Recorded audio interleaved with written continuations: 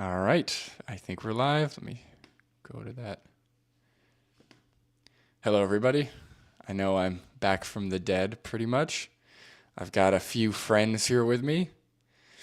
Uh, Now introducing Virtue Postmortem, um, Patrick from Foolproof Mastery, and Joe. Um, so, hello. If you guys want to talk, go ahead. I'm just looking at the stream. Hello. What's up, Brandon? It's been a while. It's been Yes. a long, long while. Yes. Where have you been? I was worried sick. Yeah, as I've mentioned, I've had some, not with me, but with my wife, we've been dealing with some personal health struggles. So I just haven't had any, between work and that, I just haven't had any space to do any like activism, or at least anything that I'd be proud of. I'll put it that way. Because I don't want to just like pump out bullshit. So yeah, I've been kind of dead for a bit, but I would like to start doing more stuff.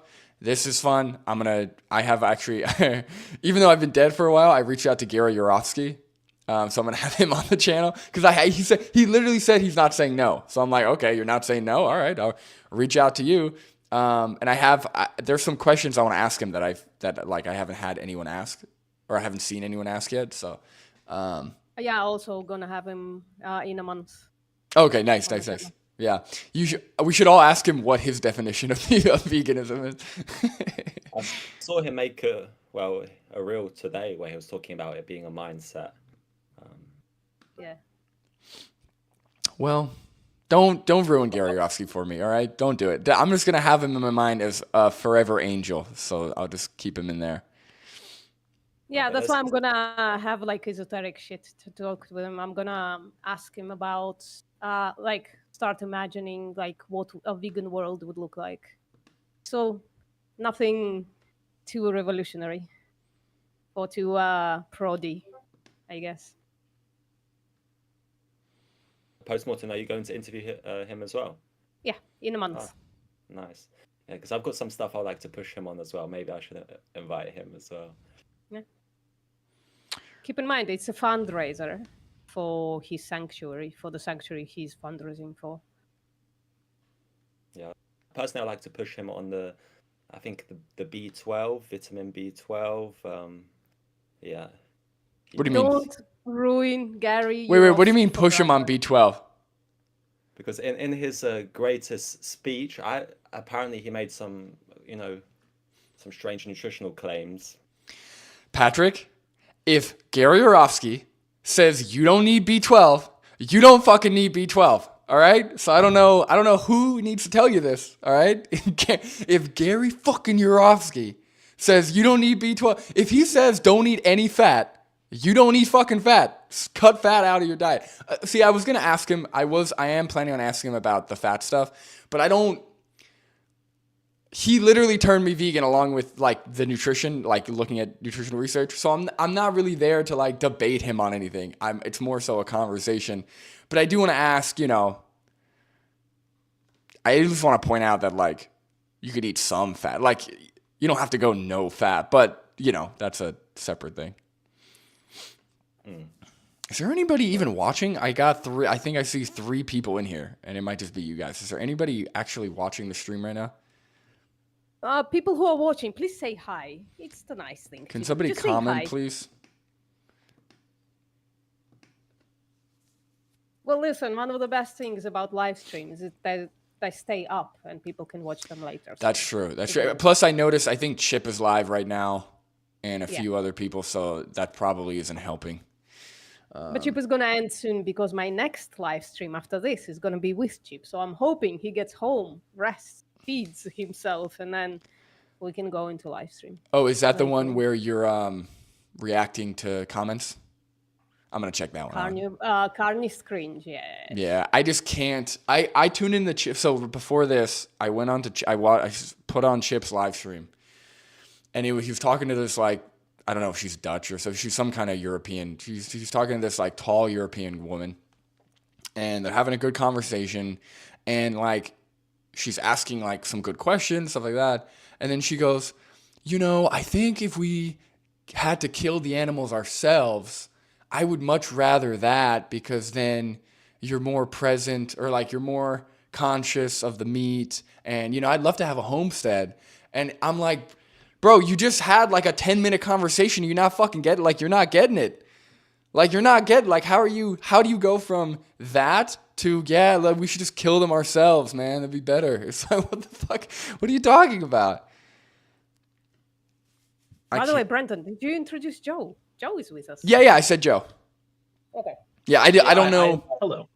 I just don't. Joe. Oh, sorry. Yeah. I just don't know yeah. what to introduce Joe at. Like, Joe, again, I'm not familiar with you, and I'm sure you're a cool guy. Nice to meet you.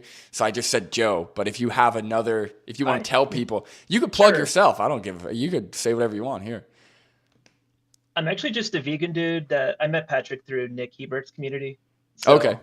Yeah, I don't really make content or anything, but Patrick invited me, and it might be my vegan debut online. So Cool. see how it goes. Cool. Honored. I miss Nick Hey, being Joe on YouTube. Yeah, I was just gonna say Joe makes lots of funny comments on Instagram and YouTube as well, so look out for them. Yeah. So just so I could know what I'm looking at, is your name just Joe on YouTube, or is it something else? On YouTube, I don't really have a channel that's public. But it's been it's usually Leadily, like Leeduli. Legally. Like I've been in like Vegan Gazes and Lifting Vegan Logic comments before, like on their live chats and stuff. But Okay. Hold on. Yeah, Legally? Is You that are from SpongeBob? people have said that before, and it's actually just like a word I made up when I was like 3 years old, and I've been Okay. using it as a handle. But yeah, someone sent me that clip, and I was like, oh shit. Dude, it's such a good clip. That's like a classic scene. That's why. That's funny. Maybe they stole it from you. Yeah, it's just like We conversed It's just quite like a a random- lot, right, Lidley? what's that? We conversed quite a lot on other streams and other platforms and shit, right? Yeah, we follow each other on Insta, and I think I followed you on Twitter. I made a Twitter like 2 weeks ago, and yeah. Congratulations. Welcome to the pit of hell. It is what Twitter is. It's not even controversial anymore. It's disgusting. Yeah, I'm trying to get. I basically Sorry, go ahead. Yeah, I Joe. basically made one just to see Nick's posts he makes, because he makes really funny posts, and then I saw that you were on there, and I was like, hello, and then that's been my discourse on Twitter so far. Yeah, I'm trying to get less on social media. I think YouTube is all I'm sticking to. I can't, dude. I fucking can't. Since being off Instagram, I have felt at least 2 times better. At least. I can't. It's just so much fucking garbage, man. And sorry for the curse. Again, I've been gone a while. I've been kind of what's the word? Caved in. I don't want to sound like a carnivore bro or anything, but I've been kind of in, you know, in my what are they called? Primal. I've been kind of primal lately, cooped up. So yeah, I get a little crazy. Brandon, just want Yeah, to point my out kinda- that you were using like Jordan Peterson statistics type situation that when Jordan Peterson said, since I've been on Kanye, I 70% feel Yeah. less depressed, 75% less pain in whatever. Yeah, let's not put a exact number on it, all right? But I feel better. I'll say it that. I'll put it that way. I've actually been Honestly, reading that's terrible. for the first time in my life. Have you guys ever read books? I've never read books in my fucking life other than school. Now I'm reading for fun, and it's helping with just Hell yeah. making me more intelligent. So I started reading poetry from like the 50s, and I had to Google I had to dictionary half the fucking words because my vocabulary is not great, and I'm like, I can't understand these poems unless I look up these words, and I did. Now I get them, and it's awesome. I'm one of those people where like this is something we were forced to do in school. And when we were forced to do it, I was like, fuck that, man. I was like, get that shit out of here. I'm not doing that. But now as an adult, I'm like, oh, okay, this is actually kind of cool. Like when I do it on my own, it's like way better. Anyway, Yeah.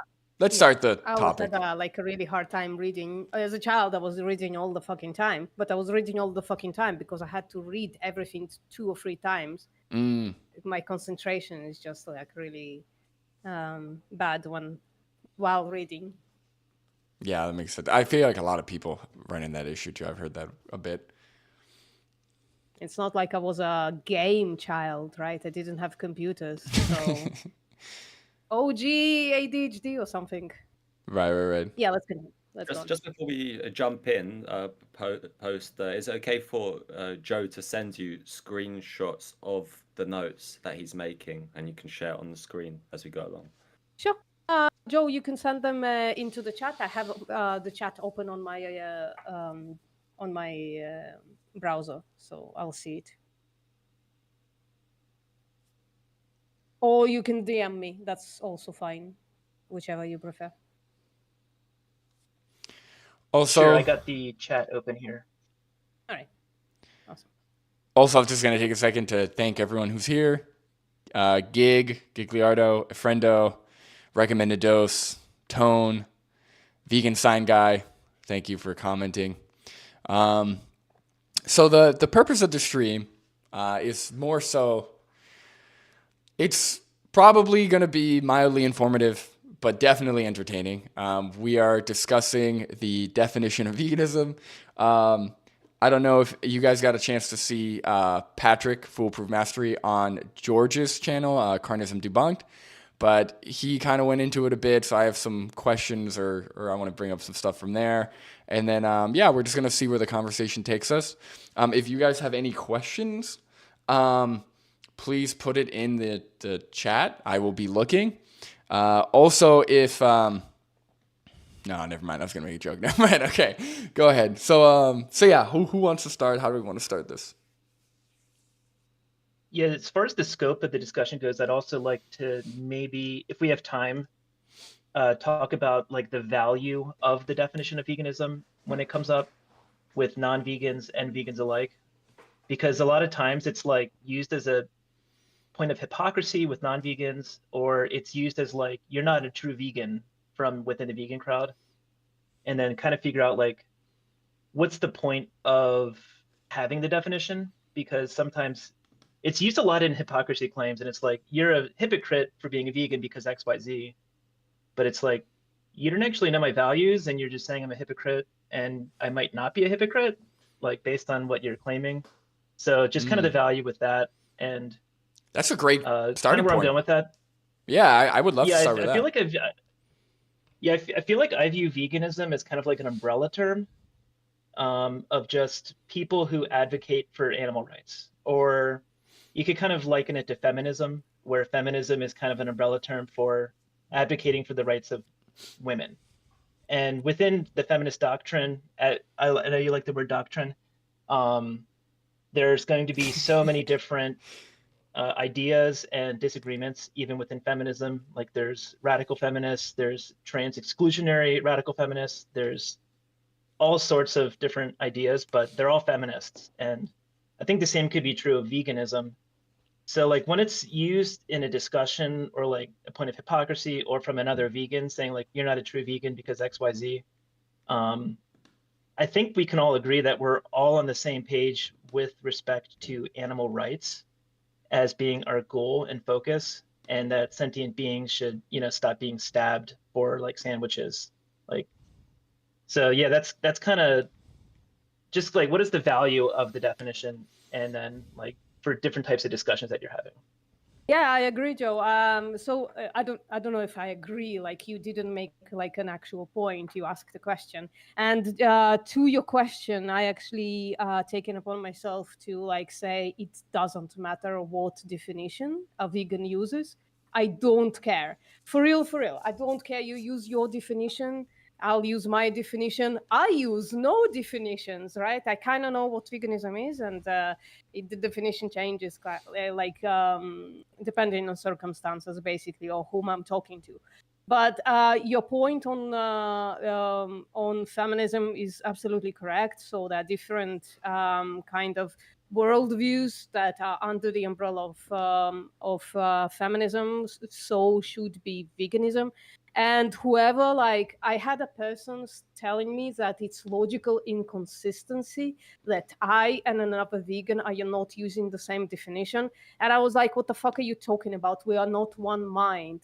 And that kind of brings me to the point that we are not a fucking cult. So we don't have to all believe in the same thing. In fact, it's frustrating, but it's a good thing that we don't all believe in the same thing. That means we are still like maintaining our individuality within this movement, right? Yeah. I was thinking about this yesterday with respect to the feminism thing. I was also thinking about it with respect to like Democrats or Republicans or like any political party. It's like they kind of share a set of traits and characteristics that make them lean left or right, but it's going to be fucking impossible to find two Democrats that share the same views, but they both vote Democrat. And yeah, you could just find a lot of different quote unquote teams that are kind of like this. There's just like an umbrella, and then within that umbrella there will be disagreements, and that's okay, perfectly fine. But yeah, dialing in the exact definition can be useful to help people who are like actually intellectually honest with the philosophy on this. But a lot of times I feel like this definition thing just gets thrown around as kind of a red herring in discussions. Gatekeeping, a lot of gatekeeping. Yeah, I was gonna say, Right. I think there definitely needs to be some kind of like standard that, because again, when you say like, you know, people who are animal rights oriented or people who are for animal rights, there are people who are for animal rights who literally eat animals, right? You could see people advocating for certain animals' rights while paying for animals or while killing animals themselves. So like, I get your point completely, where it's like, we should be able, all like vegans, right? We should be able to disagree on certain aspects, but still all kind of be vegan. Just like, you know, like feminists and Christians or whatever, you know, you want to use. But also, what is the line where you actually aren't vegan, right? So like, okay, we should all be able to disagree on what's vegan, or sorry, we should all be vegans but be able to disagree. But like, can I eat chicken once in a while and still be, you know, like there's, you know, what is the line of what's vegan and what isn't? And I think that's kind of what's most important when it comes to the definition. And I think the issue we run into is when you define anything, you do end up needing something that is like foolproof. Foolproof. You know, you need something that like you can't poke holes in it, because people will do that, right? Non-vegans do that shit all the time. I'm against the exploitation of animals. Well, what's exploitation? Well, what's that? What's this, right? They do that shit all the fucking time. So I think having like a very clear but also far-reaching definition will help, at least for like, I think debate people. Yeah, real quick, just to go back, you said there are people who advocate for animal rights that still eat animals. I know that's true for sure. There's like the bigger cages type people, and I know like even the Humane League does stuff like that, which is I guess a step in the right direction, better than nothing. But I would just bring it back to the feminist thing. Like, if you advocate for the rights of women, but then you like beat women, I wouldn't call that person a feminist. I agree. Yeah, so yeah, I think. But that's just your own definition. Yeah. But do you see what I mean? Do you see how we run into the issue? Because Yeah. you're saying, well, if you advocate for animal rights, but then you go eat a burger, I don't think you're an animal rights activist. But then those people who are doing it are going, no. I am an animal rights activist because technically I advocate for the rights of animals, right? So like that, you know, that goes back to the problem of like, okay, we really need to get like some kind of clear baseline to where everyone can either agree on it or, you know, get out, essentially. I don't know. Yeah, so with regards to eating animals, for me, the line is whether you're generating rights violations or not. When you're, you know, I think logical consistency, you froze a bit there. Yeah. Can you guys hear me though? Yeah. All right, it's fine. I just look kind of stupid. That's fine. I'll wait till I unfreeze. But yeah, I was saying, yeah, for me, it's just the line is generating rights violations when it's like there's a counterfactual where you easily don't need to generate rights violations. Ooh, can I push back at that? Yeah, sure. Would you say then almonds generate rights violations? Yeah. Yeah. So you don't eat almonds? So with regards to almonds, I think is logical consistency still there? Can you guys hear me? Yeah. Yeah. Your Yeah, my screen's gone camera is black. my camera's just messed up. But I'm here, guys. Don't worry about it. All right. All right. So I guess we have to go into what a rights violation is. We need to define all the terms. So Don't worry, guys. I'm still here. Don't worry. I define a rights violation as an action which will be immoral to perform in a vacuum with no change in utility. That's how I define a rights violation. In a vacuum of no change in utility, what do you mean by that? So like no net increase or decrease in suffering. That's what I mean by, so like utility is 0. So for example, if when murder takes place, I don't think about, oh, was there an increase or decrease in suffering? I just see this action as immoral regardless of whether there was an increase or decrease in utility. I'm confused. So a rights violation is an increase in suffering in a vacuum of a utility. So it's I'll say it, Joe, you can make a note. Yeah, can you say it slowly and I'll type it out and we can put it in the chat. So an action which is immoral to perform in a vacuum with no change in utility. By in a vacuum, do you mean like something like, I don't know if you remember, I made a video. Oh, what's up, Jade? Oh, I made a hello. video about like inherency of something. So I created like a mental box into which you put stuff in to get stuff out, right? So input, output.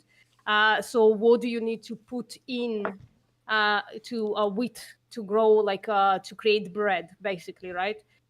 So the minimal stuff you put in a wheat germ, some water, some soil, and some nutrition, right? In the real world, you also put in like nitrogen sprays and pesticides and all that stuff. But in the inherency box, you put just the necessary stuff to grow one stalk of wheat, right? Is that kind of what you mean by this vacuum that you're talking about? Not really, to be honest. That's fine. So yeah. So Joe, did you hear what I said? And did that make any sense to you? I just want to see. I don't know what logical consistency, and Joe, whether they're tracking. Yeah, postmortem. I pasted it in the chat if you want to share screen or pull up that. I'm just gonna send screenshots. If you want to pull it up for the viewers, then we can Sure. digest it. I don't know if I can kind of. So to explain, I'll try to explain it again. So an action which is immoral to perform in a vacuum with no change in utility. So it's just regardless of what's happening to, so if there's no change in utility, right? And someone was going to get stabbed, I would call that immoral. Okay. I'm still not understanding. I understand. So what he's saying is like, and correct me if I'm wrong, but like if killing somebody were to increase or decrease rights violations. So if like, because going back, like, so if I were to kill Patrick and that were to end, factory farming or something, he wouldn't find that immoral, right? No, because you would. So if you were going to stab me, to end factory farming. Say again? To end factory farming? Because that would be a change in utility, no? Let's just go to the first example. If you were going to kill me, right? Just murder me, and theoretically there was no net increase or decrease in suffering. Right. I would still call that immoral. Right. Well, no. What I'm saying is if there was a change. So if by killing you I could end factory farming, you would find that moral. Yeah. Right, In this right. situation, yeah. Yeah, in the hypothetical. So what Patrick's saying... I'm a threshold deontologist, so I've got some limits where I then, when there's a utility considerations, I can then break the rule. But generally, I don't know. Based on your new definition, it sounds like you're just straight up utilitarian, my friend. I don't know. I don't want to throw out the U word here. I know that's like a slur in the vegan community. But here's... But yeah, just to go back, just to make it clear, you will not think it's okay to murder me to end like the animal farming forever. No, of course not, dude. That's crazy. That's crazy talk. You could say that about so many things. Like, anyway, we'll get into that. I don't want to get... You actually bring up a great talking point, which I actually found during your stream with George. And here's what I want to say, Patrick. I respect you a lot. I think you're probably... Just before we go on to that point, like, I don't think it's crazy to commit one rights violation to end animal farming. No, I don't think it's crazy. I don't think it's crazy. I just I wouldn't do it. I disagree. But I don't think you're crazy. I think that's a reasonable position. Depending, I just disagree. Because guys, we could just respectfully disagree amongst vegans. You don't have to like blow things out of proportion. All right. But yeah, just so I'm just interested if Joe has a position on this, if post-mortem. Yeah, I would sacrifice myself, to be honest. Yeah, myself, I'm not sure I would sacrifice somebody else. I don't know if I have the right. I don't know. I really genuinely don't know how to answer that question, and I've been asked it many, many times. I don't want to do it. Patrick, are we going to go down the ant reductio? Yeah, you can if you want. Would you step on one ant and crush them to end the animal holocaust forever, and then the world magically turns vegan? One ant, you crush them intentionally. Are you asking me? Who are you asking? Yeah, I don't know who you're asking. Anyone in the chat, you can speak up. Yeah, I would crush the ant. I would crush the ant. I would crush 100 ants. I think I crushed like 20 ants yesterday on my bike ride. So. Yeah, I would have to, because from my understanding, the sentience of ants are kind of up in the air. There's no I don't think there's any firm consensus on ant sentience. I take the precautionary principle with most, animals. But as far as insects go, yeah, I'd probably crush the ant. Because sentience is up in the air. It's not as clear. But would I stab one pig in the neck to save all the pigs? No. And this is what I've said to Patrick before. I would not do it because I don't want to commit any rights violations or any. I don't want to. I can't be the murderer. I can't do it.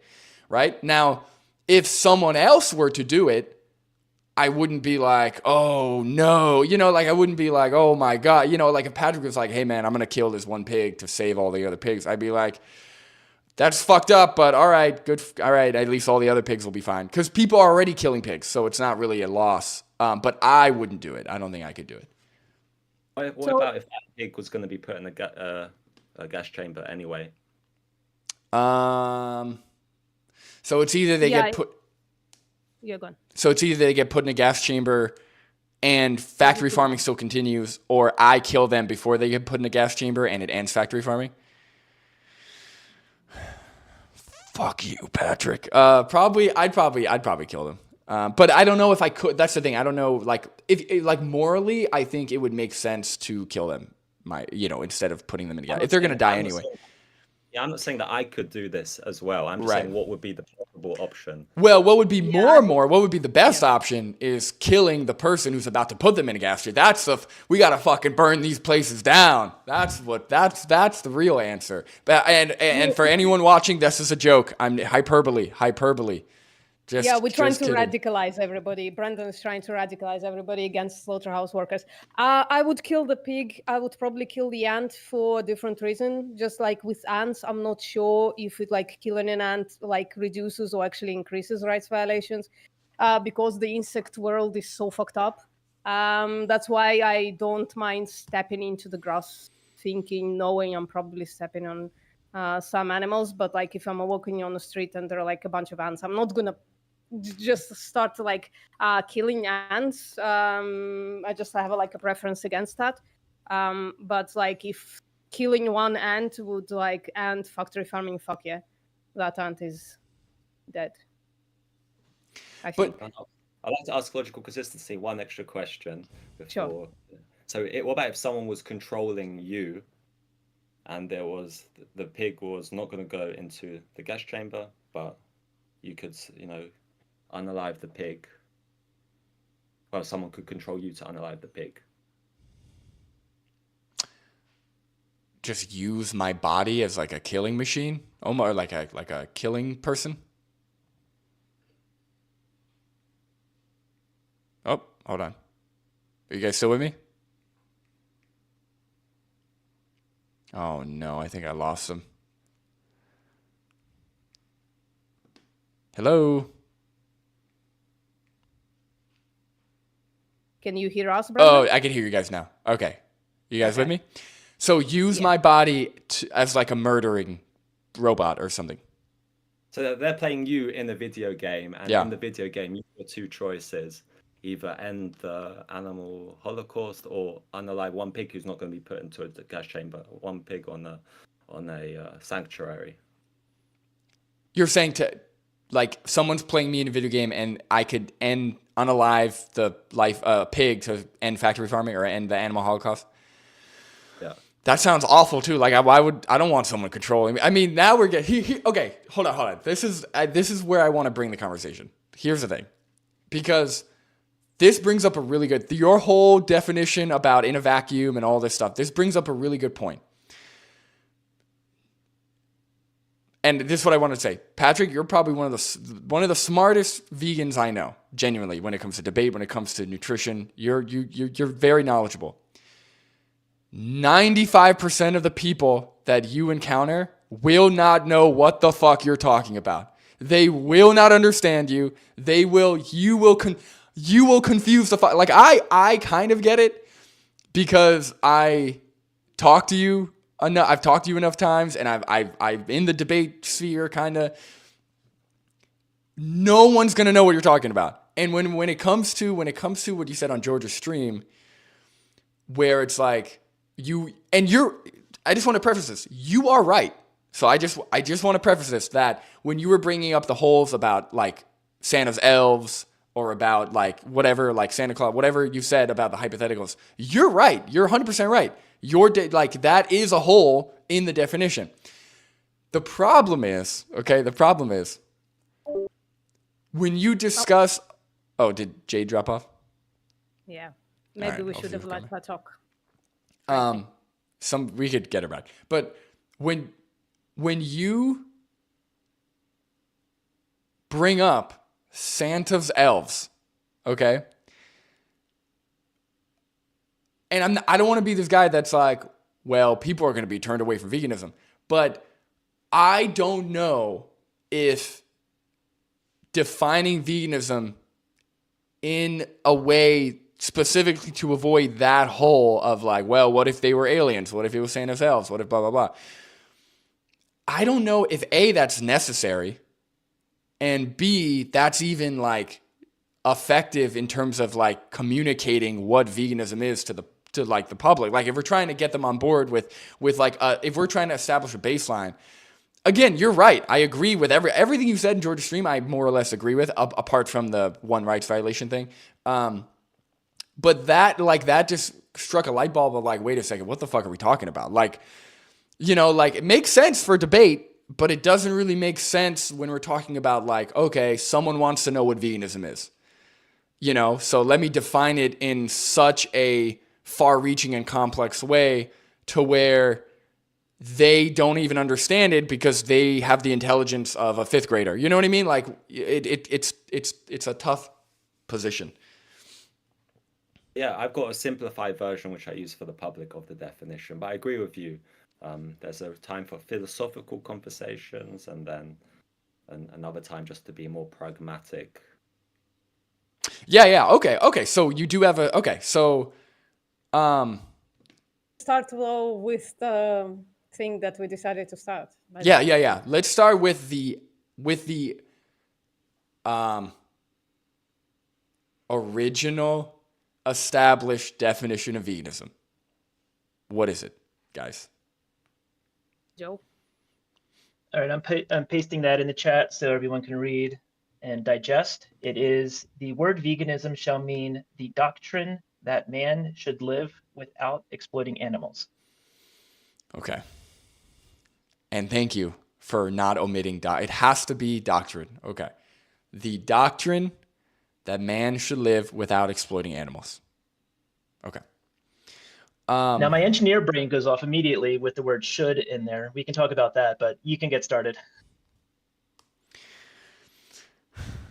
Pat. Yeah, I don't know, Patrick. If you want to start, that's fine. So I'll say that meta ethics. He did a long video, 45 minutes, just going really in depth on this definition. So I don't know if we should spend a lot of time on it, or we can just point out a few limitations. What would you like to do? Well, here's what I'll say. Right, I think the definition of like veganism being like rejecting the exploitation of animals or being against the exploitation of animals or not contribute, whatever you want to whatever terminology you want to use. I don't think that's a horrible definition. I don't think that doesn't do the job that we're trying to do, or that doesn't, like, I think that conveys the general theme, the general message of what we're trying to do, right? We're trying to get people to stop paying or committing themselves, towards factory farming, animal slaughter, animal slavery, right? Using animals strictly as products, right? That's essentially what we're trying to do.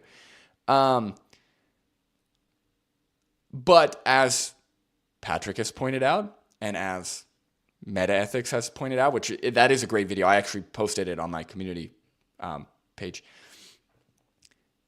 When you actually speak to somebody more, I guess, debate ready or more philosophically minded, you do realize that some of the language in there, like should, like exploitation, like,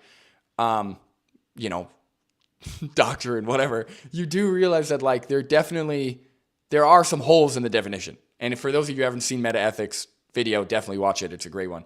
But that's the thing. Like, I don't understand. My biggest reason for having an issue with the definition is because all of the people who only have one tunnel vision of thinking come to me and say, hey, you're not vegan because you're not talking about this specific set of words. That's stupid. That's just, that like drives me crazy. Go ahead. Yeah, I would generally say that's my biggest problem with this definition as well. But I actually have like an actual contextual problem with the definition as well. Kind of. So my main problem with it is that it emphasizes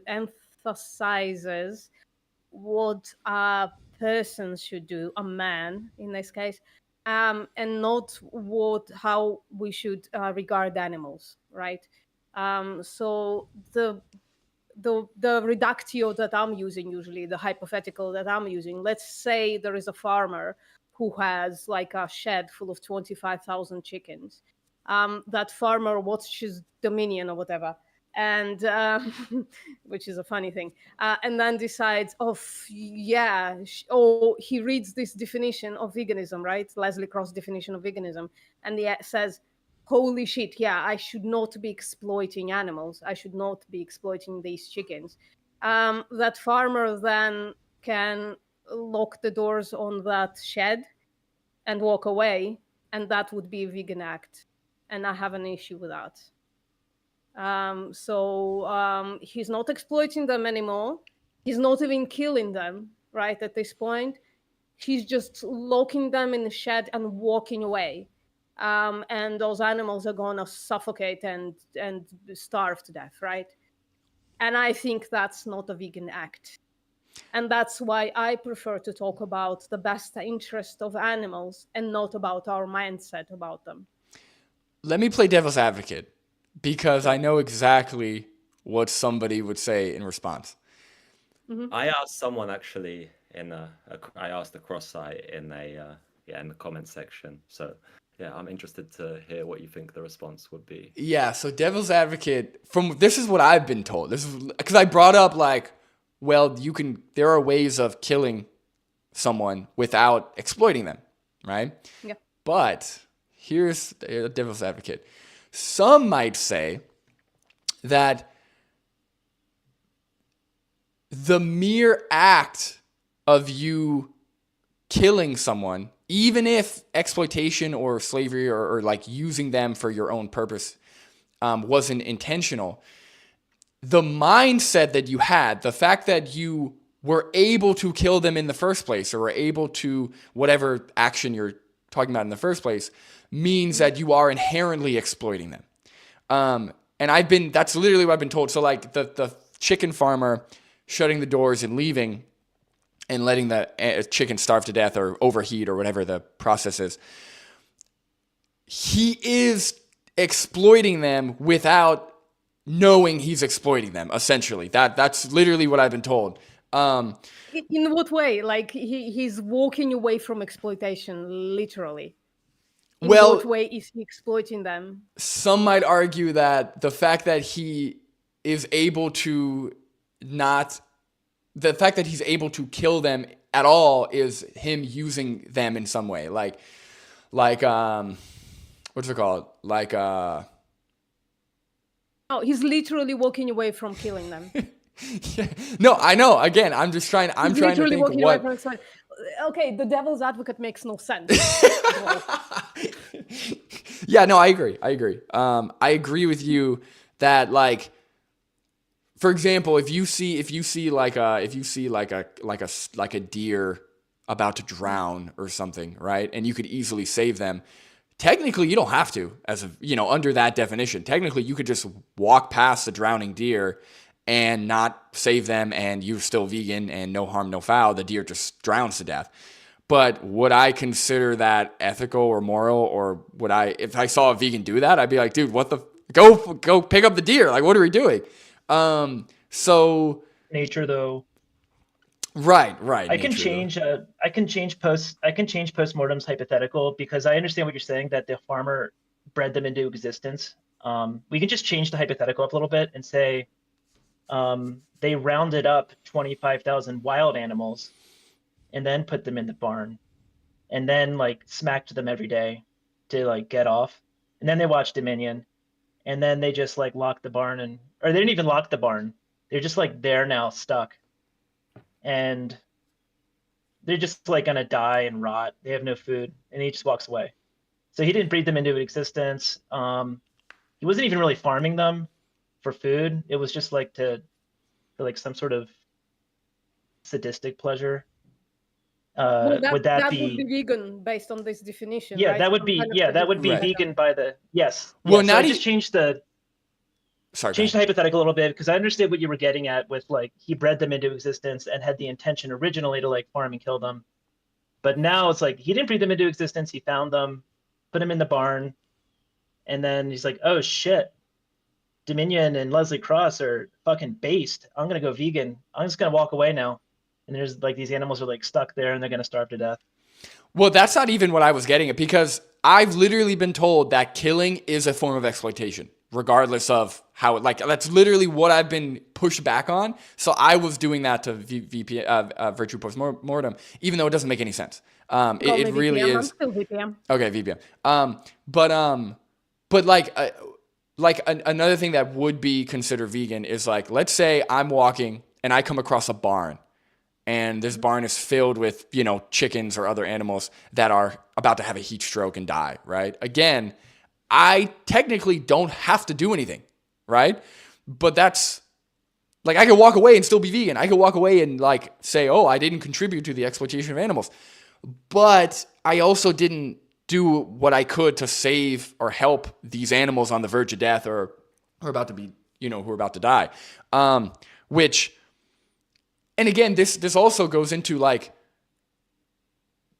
being like moral values and like being like an animal rights person or being like animal rights activist or being like for animals can go outside of like, I feel like there's this pressure, there's this like idea that one word has to encompass everything we do when it comes to animals, right? Or everything we do when it comes to our moral values. And like, whether it's the predation thing or whether it's, saving drowning animals from whatever. I feel like we can also have things outside of veganism that still aligns with our moral values. Like for me, coming across a barn of heat-stricken animals and not helping them would be morally wrong. I think if I have the power to do so, we should. But also, that doesn't have to necessarily be something that's included under the umbrella of vegan or not vegan, right? Like it is included, yeah. I get it. I think I get it. I get it. I just, for the purpose of, I guess, getting people to like, what's up? Like, if I'm having a conversation about veganism, right? The point of veganism isn't to get people to save animals every time they come across a sick or dying animal, right? The point is to get them to stop paying or doing themselves, right? To stop paying for or doing themselves, the killing, the slavery, the, whatever you want to call it. That's the point. That's the whole point of If that's not the point of veganism, then I don't know. That's the point. So I don't see why also we can't have that as the central point. And then we can also talk about other values that maybe stem from that or maybe are completely unrelated. Yeah, that's kind of why. Go on, Joe. Go on.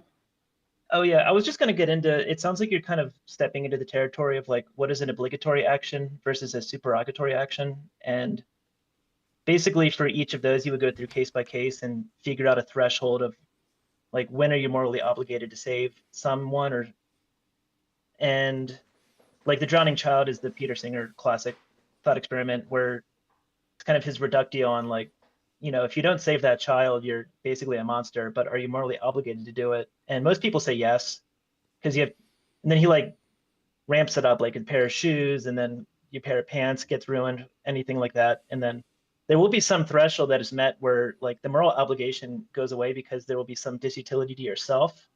And then you just have to kind of look at that case by case. And I would argue like a vegan, if they like find a heat-stricken rabbit, they should probably try to like feed the rabbit water and help them. But like if there's like 50 rabbits, what are they gonna like start triaging them? And it's just like one person out in the woods or something, So yeah, you look at this case by case, and again, that's kind of like a threshold threshold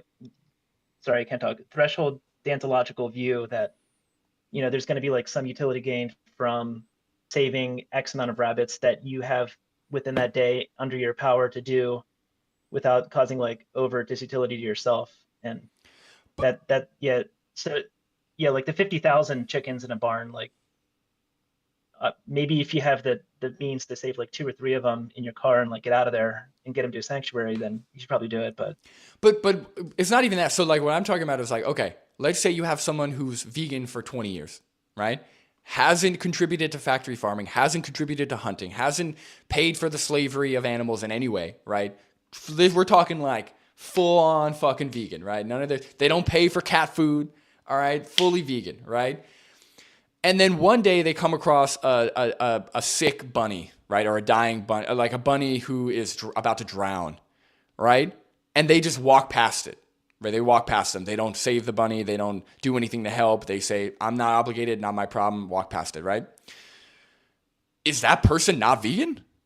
Right? So like for me, did they do something wrong based on my values? Yeah, I think what they did was fucked up. I would definitely try and help the animal. But are they still vegan? I would argue, yeah. If they literally walk past that bunny and then for the next 40 years of their life, they don't contribute to a single, a form of animal exploitation, I don't think that makes them not vegan because they didn't save the bunny that one time, or even if it was, let's say they come across a bunny every month, once a month, they walk past a dying bunny, right? I don't think that makes them not vegan. I think that makes them a bad person, or I think that that's against my moral values, like separate from paying for the exploitation of animals or not paying for the exploitation of animals. Does that make sense? I think it's a bit maybe removed from my hypothetical, but that's fine. Like, I don't think so. No, I agree. I agree with you about the farmer walking away. Yeah, I'm just talking about like the need of like separating because some non-vegans will literally be like, well, why aren't you saving animals? Like, why aren't you out saving animals? Right? You want to do something for animals, go out and save them. Go out. And it's like, that is kind of a separate thing than veganism, although I still find it morally against my values to not save animals when we have the opportunity. By the way, like, sorry, Pat, I'll give you in a second the platform, but like my hypothetical is like dealing with not what isn't vegan, but with what is vegan based on this definition. And by the way, things like cooling predators would be vegan on this definition because you don't exploit the predators when you're cooling them. You're literally not exploiting them, right? Yeah, because the definition of exploitation is for your own benefit. Selfish purposes, I think they say. Selfish purposes, yeah. Yeah, we can go back. Let's circle back because we kind of got off track there. So back to the limitations, we're saying some of the words are vague, should, exploit, and doctrine. And it looks like you really touched on the word exploit, kind of messing up that definition with your hypothetical reductio. And do you guys want to touch on the other words like doctrine or should? Yeah, but Pat, I think, didn't add to the go ahead. Exploitation. If you want to add anything, I just had that point which Brandon brought up regarding, doing like morally virtuous things, right? Such as saving animals. But yeah, I've got the same sort of position with humans as well. I wouldn't say someone doesn't believe in human rights if they're not going out there helping all the humans that they can. But when it becomes like as easy as a thought where someone can think and then they can help someone, then I'll say it's a moral obligation. Yeah. And then, with regards to the exploit for selfish purposes, I agree with you then on the reductio about, predator culling. Well, and yet somehow the people who follow the definition of veganism by Leslie Cross are staunchly against predation culling. So me as well, but frankly, so I don't fault them for the decision. It just doesn't follow from the definition of veganism. Yeah, I think the inability to even have, because I've invited so many people who are purely in the Leslie Cross boat to come on the channel and have a conversation. It really is like they want uniformity as if it were some kind of cult or as if it were some kind of like religious practice. And that's just never going to happen. Like, you think about how most vegans get to be vegan.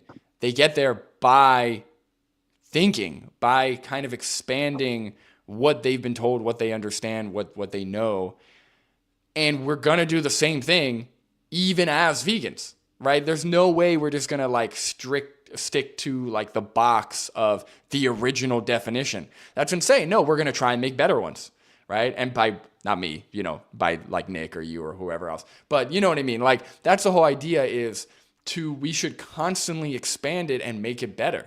If anyone doesn't want to make it better and just stick to the original fucking thing that was written, decades ago, I feel like that's a huge mistake. Everything can always be improved upon. And on the thing that was written decades ago, you're saying, right, you can use the same sort of, hypotheticals that you use with religious people, with the Leslie Cross people, So like with many religious people, I say, if there was a new, scripture discovered, saying it's okay to torture left-handers, would it be okay? You can sort of say the same thing, you know, like if there was a new scripture discovered by Leslie Cross, that they actually And then that specifically says that you can use a feather from molted from a free animal.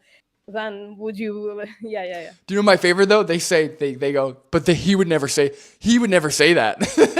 But they answer exactly like religious people. It's like, hey, if God told you that you could like kill children, would it be okay? They go, but they would never say that. So it's not even. It doesn't even matter. They would never say that. It's my You favorite. might want to read the Bible then. Yeah, because yeah, he did yeah. say that was okay in specific conditions. So That's true. That's a good point. All right. What word should we move on to, Joe? yeah, so we also had. So I first said the word should. Really, at least in the engineering world, there's two words that you use when you're writing code. One of them is should. One of them is shall. And should is kind of like, you can do it if you can. It's a good thing to do if you have like the resources available, or like it's not cost prohibitive for your project. And shall means like, you better fucking do this or it's like illegal if it's like in an engineering code. So the word should in there just kind of like set me off as, hey, this is kind of a good thing to do, man. Living without exploiting animals, you should do it, but you don't have to. Well, I So think that's kind of, when I usually use the word should, I use it as a replacement for ought. So is ought kind of dichotomy. So it's like by that I usually mean it's the moral thing to do, right? You should do this because it's moral. Maybe I'm wrong. I'm just gonna be full nerd. Okay, so it looks like that is a usage case in dictionary.com, at least, that it is synonymous with ought or must. So maybe my usage is, maybe I'm just engineer brained, that it's like should is kind of more of a weaselly word in my head. But yeah, I guess if you define it as a moral ought, then that works. Well, the problem with the word should for me, because I'm assuming, maybe I'm wrong, but I'm assuming last time I checked, we're all moral subjectivists, right? None of us are moral realists, right? So we believe morals stem from personal values, or they stem from, the human brain. A subjective mind, Right. a human mind, or like, So the problem with the word could be a should, natural mind, or like- yeah. yeah, because they're essentially saying, they're using the word should as if it's something objective, right? Like this should be the case, but really it's communicated from the perspective or from the point of view of Leslie Cross or whoever else helped with the definition. So like, I think people shouldn't pay for the exploitation of animals or do it themselves, but those are based on my values. And I always find what's really effective, because most people, whether they know it or not, unless you're religious, most people do form values based on either society or their own brain. Again, unless you're religious. So whether most people like it or not, they are. Even if you're religious. Well, yeah. But but yeah, whether you like it or not, that you do form values based on your own thoughts, based on your own, your own, your own subjective, ideas.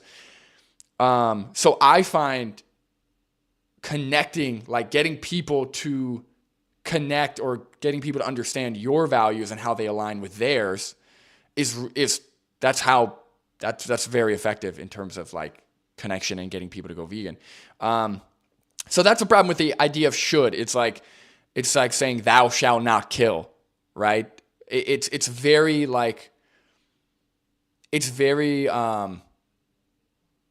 what's the word I'm looking for? Like not religiously, but it's very like, it's Objective, like, you said it. Yeah. It sounds very like matter of fact and it really isn't a matter of fact. Like it is just, your subjective values. But then again, I do use the word should all the time, again, as ought. So, and I don't think it specifically makes objectivity, although you have proven to me that a lot of Leslie Crosses are objectivists. Oh my God. Yeah, they are. They really are. Yeah. That's a whole nother conversation. Yeah. Yeah, but like I, as a subjectivist, do use this word. I just like base the should, the ought on their preferences, right? Yeah, I think that as long as that's community, because I specifically I try not to ever say words like that because I know that it could get me, like, especially if someone who's like good at debate, it'll like, it might put me in a tough, I just don't want to deal with it. I don't want to have to explain it. I don't want to deal with it. So I really try and focus on their values specifically and explain how veganism aligns with them instead of saying you should or we all ought to do that, yes, if you preface it with based on the established values that they have, then yeah, that's perfectly fine, I think. Yeah. See reason Yeah. not to. If their values show that they think that if you cannot exploit and slaughter animals, then you should. That I don't see a reason not to use that word. Yeah. Yeah, go on. Sorry, Patrick. Yeah, I was just saying, yeah, the definition for me is, yeah, not that big of a deal as long as sort of at the end of the day our values match, right? So yeah, the big issues I've got is when vegans are okay feeding, yeah, paying for for farming for their companion animals. I've got an issue with that. I've got a big issue with that also. And Yeah. do you know what? Say what you want about Gary Yourofsky, but what I will respect, here's what I will respect. On George's stream, on Carnism Debunks channel, Gary Yourofsky said, if you've got a cat, I got nothing for you. Dogs can be fed plant-based. He pretty much said that cats can't be vegan. And then on Vegan Gains' channel, Vegan Gains pointed out he's got evidence. There's plenty of evidence supporting cats. And Gary Yourofsky said, look, if you've got evidence, share that. That's great. Nobody should be feeding their cats and dogs vegan. Animal products. So he, from stream to stream, I almost thought he was kind of like inconsistent, but I appreciate that he was able to change his position based on the fact that Vegan Gains said he was able to provide evidence and all that, and just like morally. So yeah, I say what you want, but I respect that. I respect that he was pretty firm the second time around on the whole cat and dog thing. Yeah, I kind of hold the middle position there. I definitely think that cats and dogs should be there I go using that word again. Should be fed like a plant-based diet. But here's the thing: I realize that the vegan movement is full of people, and some of those people are not convinced by the evidence for their dog and cat. I also think that the dog and cat foods contain mostly like blood and a little bit of like scraps of the floor of the slaughterhouse or something like that. It still pours some money into the animal torture industry, but not to such a significant amount, in my opinion, that I would say that somebody who is not convinced that they can feed their cat a vegan diet is not vegan. I wouldn't say they're not vegan.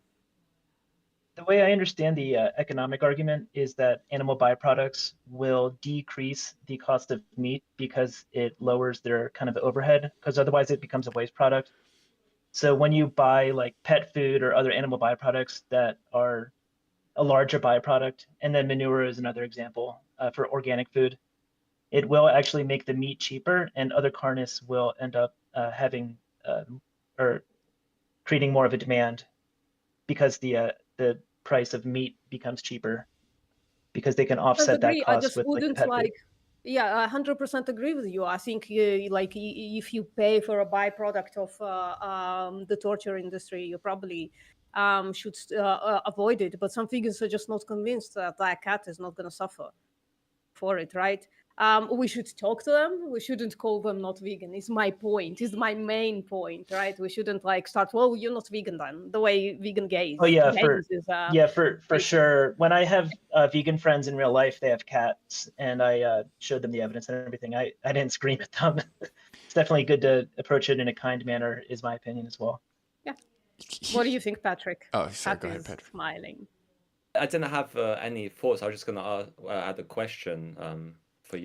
Would I've you got have some something sort of, before the yeah. question. Sorry, I just want to say, for me, when it comes to the cat thing, it's more so, it's not really like the practical thing. Like, I don't think they're contributing to to animal exploitation the same way that them buying meat directly is.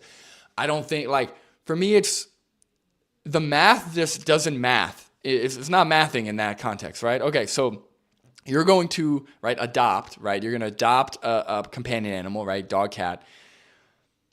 And you're going to continue feeding them the body parts of other animals? Like, you're going to, over their 10-year lifespan, you're going to feed them thousands of animals to keep them alive? That doesn't make any sense. That to me, that is, don't adopt an animal then, right? Like, it would make... First of all, most likely they adopted the animal before going vegan, right? Supposedly, they shouldn't choke the cat out. Sure. now. Yeah, that's slightly different, but like, it would the math would make more sense. Like, just back to our obligatory and not obligatory. It would be better, genuinely, right? For me, like, principally, if all of the animals, just like the companion animals, just died, right? If they just like died on their own, versus everyone saving these animals and then paying for thousands of animals to be killed on their behalf. Doesn't make any... The animals aren't killed on their behalf. That's it's a byproduct. Sure. But Like, if... genuinely, most of the cat food is, that's my understanding of it, is blood. So blood Sure. But the point is, if humans stopped eating meat, they would still have to kill animals to provide the pet food, right? So, like, the way I look at it is, like, if we got rid of the main goal, which is ending the exploitation of animals for humans, what would be left? Like, what would have to be done to provide these products, right? Yeah, I would. But that's not the situation we're in. It's kind of changing the context, I would say, of the moral question. And in that way, I would say, yeah, if you're like actually killing killing animals for food for your companion animals, yeah, I would call that not vegan. Well, But in the world that we are in, it is a byproduct. They're just not convinced. They're just like kind of cringe. They're not convinced of this thing that you can feed cats a plant-based diet. Frankly, most of the plant-based vegan cat food is like cringe as well. It's not good. So you are taking a chance there, maybe, possibly. You kind of need to understand what to buy, what kind of food to buy. And I think, like, if they are convinced, they should probably go dumpster diving, which was like a brilliant suggestion from Mike the Vegan many years ago. That would be like the morally less abhorrent thing to do. I'm just saying we shouldn't call those people not vegan. We should convince them of the what would be the more vegan thing to do. Sure. Yeah. I obviously leading like evidence first and having a conversation. But one thing I was going to say, it sounds like we're talking about two slightly different things. You're talking about like the impact it is like when it comes to like practically or like economically, right? Like, yes, in the current world we live in, buying pet food may not like directly contribute to like the factory farming. It does, just not as much as like killing an animal for animal feed, right? Sure. But even if it did, let's just say... Sorry. You can run the number. You can run the numbers, and I don't have them offhand, but and I'm not an economist, but you can run the numbers and like figure out how many probably animals you kill by buying non-vegan cat food over the course of the cat's life. It's going to be fewer than buying meat directly, obviously, but there is a supply-demand curve, and then it'll familiar with that animals action being killed directly for animal food. If somebody has like I'm willing to change my mind, obviously, if somebody presents like actual evidence, but as far as I know, it's like you're just using just a byproduct. So but it still keeps like the slaughterhouses, it gets more inputs into like outputs for a slaughterhouse. So I do think it's in a not a vegan act to buy non-vegan food for companion animals. I'm just saying, be gentle. That's all. Yeah. No, I agree. I was just saying. Oh, sorry. Go ahead, Joe. Yeah, the way it was described to me is like if just like say hypothetically, like the steak is $10 in the grocery store, but if they didn't have the means to like turn byproducts of that into vegan cat food, the steak would then be like $11 or $12 because they have to like offset that cost that they can't sell to the. So then in that case, then like there will be fewer people buying that meat, which otherwise, so like it's a lot less of a cause that you're doing, but you are actually, does that make sense? You will eventually meet a threshold where you are stabbing Yeah. animals for your cat. Yeah, I understand. Yeah, if it's a threshold of a matter of like 10 to 20%, as you describe, yeah, I would say Yeah. that it's definitely not Yeah. vegan. If it's a couple of cents, I would say it doesn't And I cross don't the know the threshold. exact, It yeah, I don't doesn't know the even exact cross the numbers. threshold for a carnist. It doesn't cross the threshold for carnist of 10 or 20% increase either, right? Right now, beef costs like, I think 30 or 40% more, and yet people still buying it in bulk. It didn't change the amount of beef that people are buying, as far as I know. Maybe the stats are in and it did change, but lately since February or something like that, there has been like an immense change in the beef industry and the dairy beef industry as well. And basically, it raised the prices of beef something crazy, both in Australia and in the US. I'm not sure about the UK and stuff. So, and people are still fucking buying it. When there was the crisis around eggs, right, in America, and eggs cost like, Yeah, that's what is crazy like that people still bought 200%, eggs. 300% more, people Yeah. were still buying fucking eggs. That's so crazy. Yeah, I saw so many cringe things on Reddit of like, oh my God, my eggs cost $10. Like, why did you buy them? Just don't put it in your shopping cart then. It's like, what There are you you go. doing? Right. So it doesn't increase rights violation. Because they don't like, think it anything else is people will still food. buy it. Like they don't know that there are other options for food. They think it's just eggs and that's it. But I was gonna just to add, for me, because again, I'm, as Patrick likes to expose and point out, I'm more of a pure deontologist. For me, again, principally, like this is one of the reasons why I stopped shooting film. I don't know if you guys are familiar with 35 millimeter film or any other type of film. Yeah, I have. I They still have it from. they use in my gelatin. freezer for Yeah, some in your reason. freezer. Yeah. So it uses Yeah. gelatin. And the biggest reason why I stopped shooting film, because I used to use that argument all the time. Well, it's a byproduct. Well, it's a minuscule. Well, it doesn't really matter. Because in a vegan world, in order to continue producing those products, you would have to kill animals, right? And I want to see a vegan world, right? So I don't want to contribute to any of it. Anything that would require, maybe in today's day and age, their byproducts, right? In the modern day, you might be able to like from a maybe utility standpoint, right? It might not make a difference, but principally, I'm against using gelatin in film products, just like I'm against using, killing animals for gelatin in food or whatever else. So same thing with the cat and dog food. I think principally, if you're against exploiting animals, it doesn't make any sense for you to exploit animals to feed your companion animal. That's all. But whether again, those are like really different contexts, though, right? Nobody's gonna die if you stop buying film. Whereas if you buy the wrong cat food, your cat is gonna die. But that's what I'm saying. But then even if we look at the numbers, right? Even if we look at the math, right? Because I think it's fair to say that more than one animal would have to be killed to feed your one companion animal, right? At least more than one. No, they don't die though. Like, okay, I understand principally in the vegan world, but we're not in the vegan world right now. We live in this world, and animals don't die for cat food. Okay, so let's say there was no factory farming and you had a cat and you had to go out and kill the animals to feed your cat. I already bit the bullet that would be not a vegan act, and I would call that person not vegan. For real. Oh, okay. So, but that's I don't. not the world we live in, though. We live in this world. No, Talking but about right now, what's happening? No, I understand, but I'm saying principally it's the same. I understand practically it's a little different, right? Because there's byproducts, because the science isn't, they might question the science, whatever. But principally, whether you have to go out and hunt them yourselves or whether you buy them at the store, it's the same principally.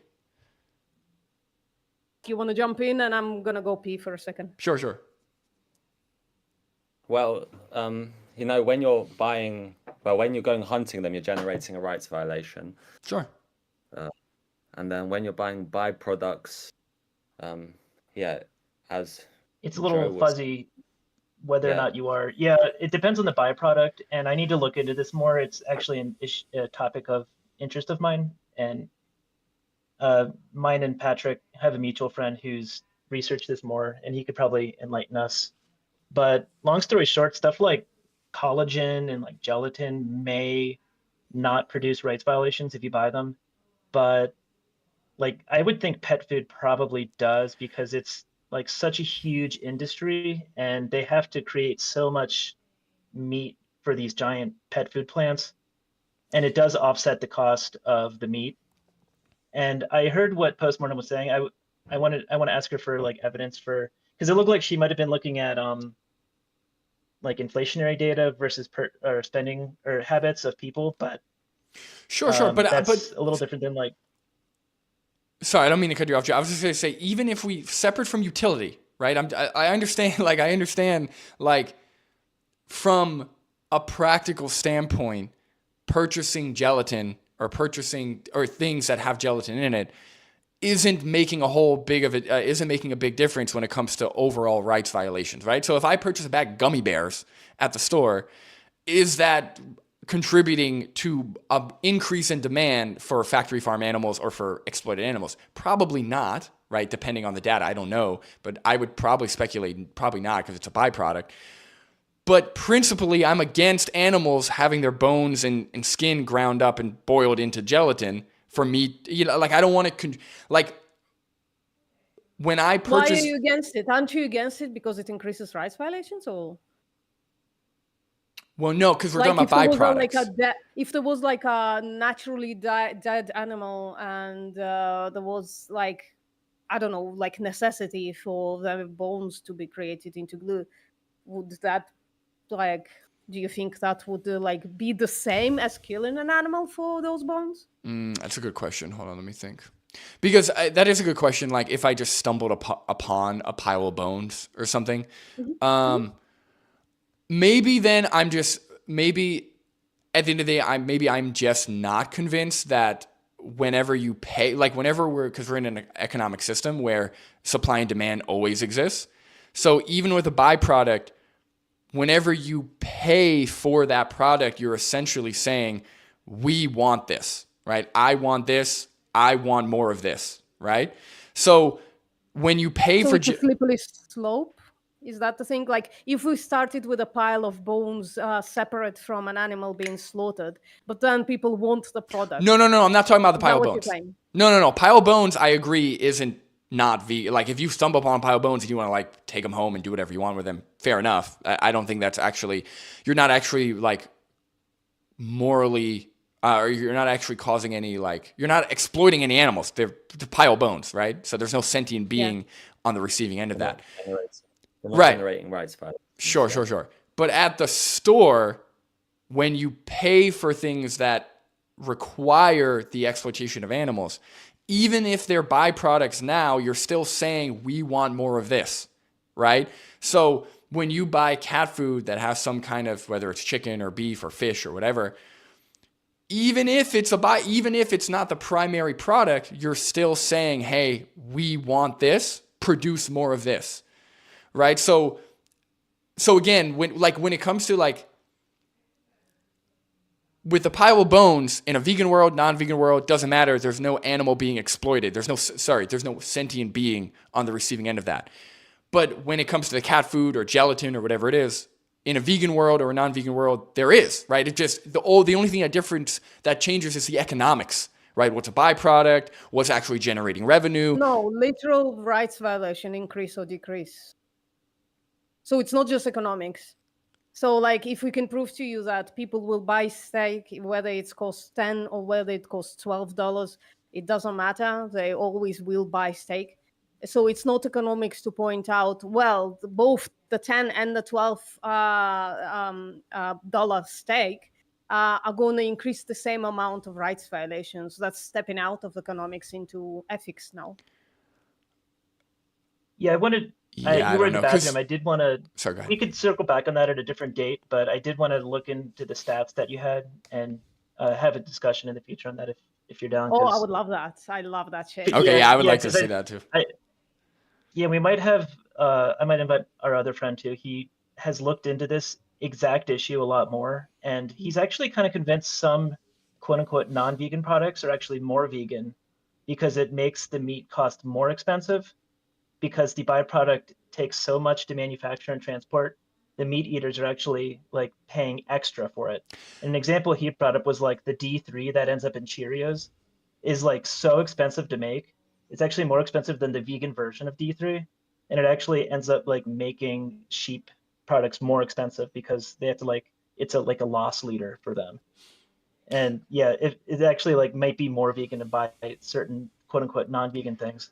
Okay, It's an interesting discussion, and I haven't looked into it specifically, but Sounds like it's a kind of breezy a little bit. but do you see what I'm talking about? Do you see what I'm talking about? Like, I agree that we should be looking, like, it is important to look at like the overall net cost of things. Like you know, to Patrick's point, right, or to Joe's question, right? If stepping on an ant were to save, you know, X amount of, you know, mammals or factory or end animal agriculture, okay, fair enough. We'll step on the ant. Sentience is in question. You know, you know, something like very extreme like that makes sense. But I think overall, and I don't want to sound like a Leslie Crosser here, so don't point fingers at me. But overall, I think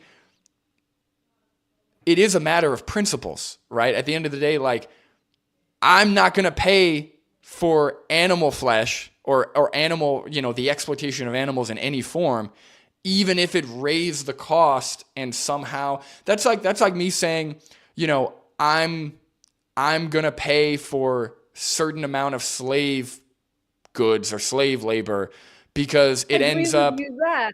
If somebody's making the claim that it's like more vegan to buy a non-vegan product because of transportation and shit, no, that's just gibberish. What the fuck does transportation have to do with the rights violations? That's why I said it's like a little breezy all over again. That's the confusing what veganism is about at all on all definitions, right? Yeah, I think, and that's the thing, right? I think the main thing that I always want to communicate when it comes to defining veganism, when it comes to telling people when people say, well, what the fuck, what are you talking about? What is veganism? Why are you vegan? It is a matter of like, based on my moral values, it is wrong. It is principally wrong to exploit, enslave, and kill animals. Especially in the context that we do it in the magnitude that we do it. Like, I think that is obviously all these kind of, you know, smaller contexts or smaller like hypotheticals. Maybe, you know, like with thresholds and all that shit, there may be some wiggle room. But principally, like, I think that's pretty straightforward. I don't know. But if anyone like to answer Jeremy for a second, who says you guys know that Leslie Cross published other definitions around the same time too, right? We literally don't give a shit. This is the definition that Leslie Crossers use, and this is the That's why this is the definition we're discussing. If Leslie Cross published other definitions, I think so. I think in the same document that he was talking about this definition, he published a bunch of others okay. that he proposes. But that doesn't matter. This is the definition that I'm using colloquially. So that being said, I know Patrick had a question, but I think after Patrick's question, I didn't forget about you. What's it called? You jawline gifted mammoth. I don't know. I'm just trying to compliment. Compliments.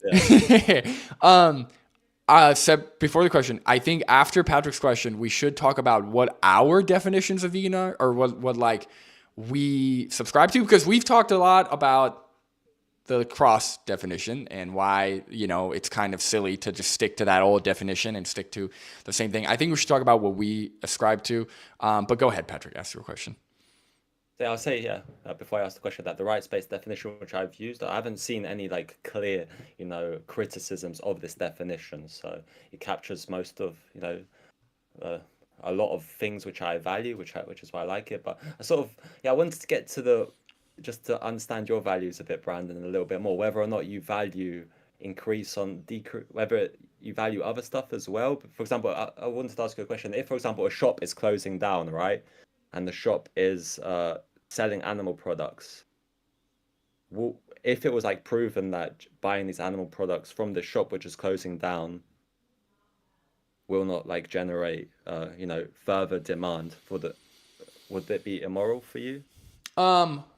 I wouldn't do it, but I wouldn't say that somebody like if it essentially at that point it almost seems like the same as dumpster diving. Like if they're literally like, hey, this is going in the trash, yeah, I personally wouldn't do it because again, I don't want to fucking pay for that shit. But if someone else did, I wouldn't be like, you're doing something like immoral, like on the same plane as actually purchasing or contributing to factory farming or exploitation of animals. Doesn't this sound Patrick, like the you- best. Yeah, go on. Oh yeah, Patrick, the best vegan argument against that I've heard is that closing down shop with all the on sale meat. If a vegan shops there, it's not giving the opportunity for a carnist to buy that meat, which then, so like if the vegan just continues eating their vegan food and the carnist goes and buys all that on sale meat, it's going to lower demand for the meat they would have bought elsewhere. So it's actually so you're trying to say that it's better for the vegan not to buy from there, so the carnists buy from there and don't increase demand elsewhere. Yeah, the that right? most isolated, and let me give another isolated example. Say you're like in a thrift store, or I think you guys call them charity shops over the pond. And there's like a super nice leather jacket. It's like, oh damn, this is like a $300 leather jacket, and it's marked down to $20 in a thrift store. Oh, I know what If you you mean. buy that as a vegan, and then a carnist goes into the thrift store after you, and they're like actually in the market for a leather jacket, you buying that would keep them from buying it. And then they would like, actually might go pay buy for it for something new Yep. and contribute. Okay. Yes. Joe, yes. I have a question. Sure. Are you a utilitarian by chance? I share Patrick's I share his ethical worldview as threshold deontologist. Okay, because it sounds like you really like your threshold's pretty. You kind of go right to the threshold. Sounds like. Sometimes if we talk through a case by case, we can elucidate that. But No, I'm just kidding. I'm just fucking with you. Don't worry, dude. I'm vegan as fuck, so. No, I believe you. I believe you. I even fed my cat vegan cat food before he passed away. So. Oh well, I'm sorry you passed away. So Patrick, so your question, was that the only question you had? Yeah, I think Joe gave quite a nice answer there. That is a good if we're talking about like practically or like net overall impact, I think that makes sense. I think also like it's different than dumpster diving, because like dumpster diving, like that's not, a carnist isn't going to go dumpster diving. Maybe one homeless person, you're taking it from them, but Yeah. That's true. it seems unlikely that dumpster dived meat would like increase demand in any regard ever. So dumpster diving, but yeah, I think the on sale meat, or like manager special as we call it over here in America, it's like, oh, this is on manager special, it's going to be expired tomorrow, it's $2 for a steak. Like a carnist is probably going to buy that day, and then if you buy it, like the carnist is going to go buy the steak that they wanted for their cookout anyway. So I think my only issue with that, which again, it makes on paper makes sense. I agree with you that sounds like that adds up. My only issue is how that's not actually doing anything. Like the next day, they're just going to buy steak at the store, right? So like it's not actually. I would need they to. might buy more steak. They might buy more steak if the carnist buys the new steak. I'm sorry, what do you mean? if you buy the on sale steak and then the carnist buys the new steak, which you wouldn't have bought, Oh, you're saying then they the store the next day will buy more steak. right? But what I'm saying is we're talking like it's not like there's like it's not like you could live off of like going out of business meat. What I'm saying is like preventing a carnist or a non-vegan from buying steak from the store in one instance doesn't actually do anything to decrease or like to end factory farming or end animal like it doesn't actually do anything. Like yes, for that one instance maybe, but I don't know. Like I don't know how stores demand. I don't think the demand or like the store because stores always have more product than they can move. Right? They have to. They're on razor. They're like on razor thin margins. Actually, yeah, they look at this stuff really closely. Okay, interesting. Yeah, I just have because like over time, even if that happens every once in a while, you're not actually like that's still keeping animals exploited. Like, yeah, I mean maybe the number will go down like occasionally. Let's say like once every 2 months or so. Like I don't know. I don't know what the number would be, but it just seems like that would almost be silly to like even think of. I don't know. I guess for me, I can like give my final spiel. I guess for me personally, like if you buy meat, it sends a signal in the market, and there is a probability that that signal will kill an animal. And for me personally, like that probability is too high to have that chance for even one animal.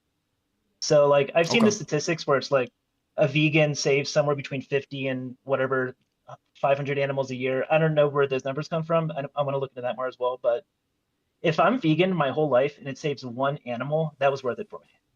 And that's the thing, though. If I can push back a little bit, Pat, you want to go first before me, or I was just going to add a short little point that I'm just going to say, like every rights violation for me matters, right? Preventing every single stabbing, like to the max that you can, is a good thing, right? Yeah. I would just make the point though, like if you're wearing a realistic vegan leather jacket outside, that probably would make like the same motivation for rights violation as just like a leather jacket, wouldn't it? Then you can name the trait between plant-based meats. So if you're walking by someone on the street on the table, right, eating a Beyond Burger. Yeah. Yep. Is it better? Beyond Burger is like the worst. Unless it says vegan hugely on the package. Yeah. You just have to walk around like might increase the rights violation there because it looks good. You just have to walk around like me in my profile picture. You probably can't see it, but I'm just wearing a tank top that says vegan in big letters on it. So if you just walk around like me, then they know that you have a plant-based burger. Dude, I was at an ice cream place the other day and I'm sitting outside and I'm in my city, so a lot of people know me as like the vegan guy, right? Because I was stood outside with a sign a long time. So I was eating ice cream and they're like, "You're the vegan guy." And I'm like, "Yeah." And they're like, "Ice cream's not vegan." I'm like, are you like really? Yeah, you caught me. Oh shit. You're like, "Yeah, I'm exposed." They got vegan ice cream here. Like, what do you do? Like, it says vegan ice cream at the bottom. I was about to make this point. They're gonna assume you are eating a meat burger anyways, Joe. Even if it says vegan on your they're gonna assume exactly. They're not gonna assume that, oh, I'm sure he's vegan. I'm sure they're doing the right thing. No, they're gonna assume hypocrite. Now I can eat my burger in peace because you did it. That's what they go to. It's the worst. Yeah. I'm gonna get a giant sign and tape it to my head that says, "This is a Beyond Burger." Leave me alone. Yeah. Yeah, it becomes ridiculous, isn't it? It's like the reductios are like absurd. Yeah, should we move on though? Yeah, I think we should talk about. I was wondering, you guys. Oh, go ahead. You guys wanted to move on to the base definition that Patrick wants to bring up, but should we discuss the vegan society definition first, or do you want to skip that?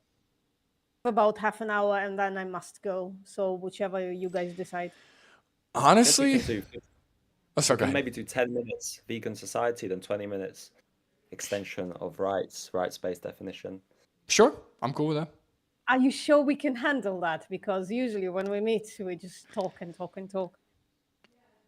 Well, okay, I'm gonna set a timer, guys. Yeah, set a timer. A 10-minute timer on Google. That's a great idea. Minutes, set a timer. And it is set. And I just pasted the vegan society definition in the Discord chat. Here's the thing about vegan society. The reason why I've never even honestly didn't even cross my mind to talk about it is because I've never gotten any amount of shit for not using the vegan society. No one's ever been like, hey, you're not using the vegan society definition. It's only with this like weird religious like leadership that Leslie Cross apparently developed that I've gotten shit for not using the exact words. But no one's ever been like, when I say like something along the lines of the vegan society definition, no one's ever been like, that's not right. That's not the exact verbiage. So that's why I didn't even think about talking about it, because all in all, again, I think it gets the general theme of what we're trying to do across in a, like Patrick says, there's a time for talking to normies and there's a time for getting into the weeds a bit with philosophy. So Patrick, if you have something to say about the vegan society definition, I'll let you kick it off. Yeah, I've got a few things.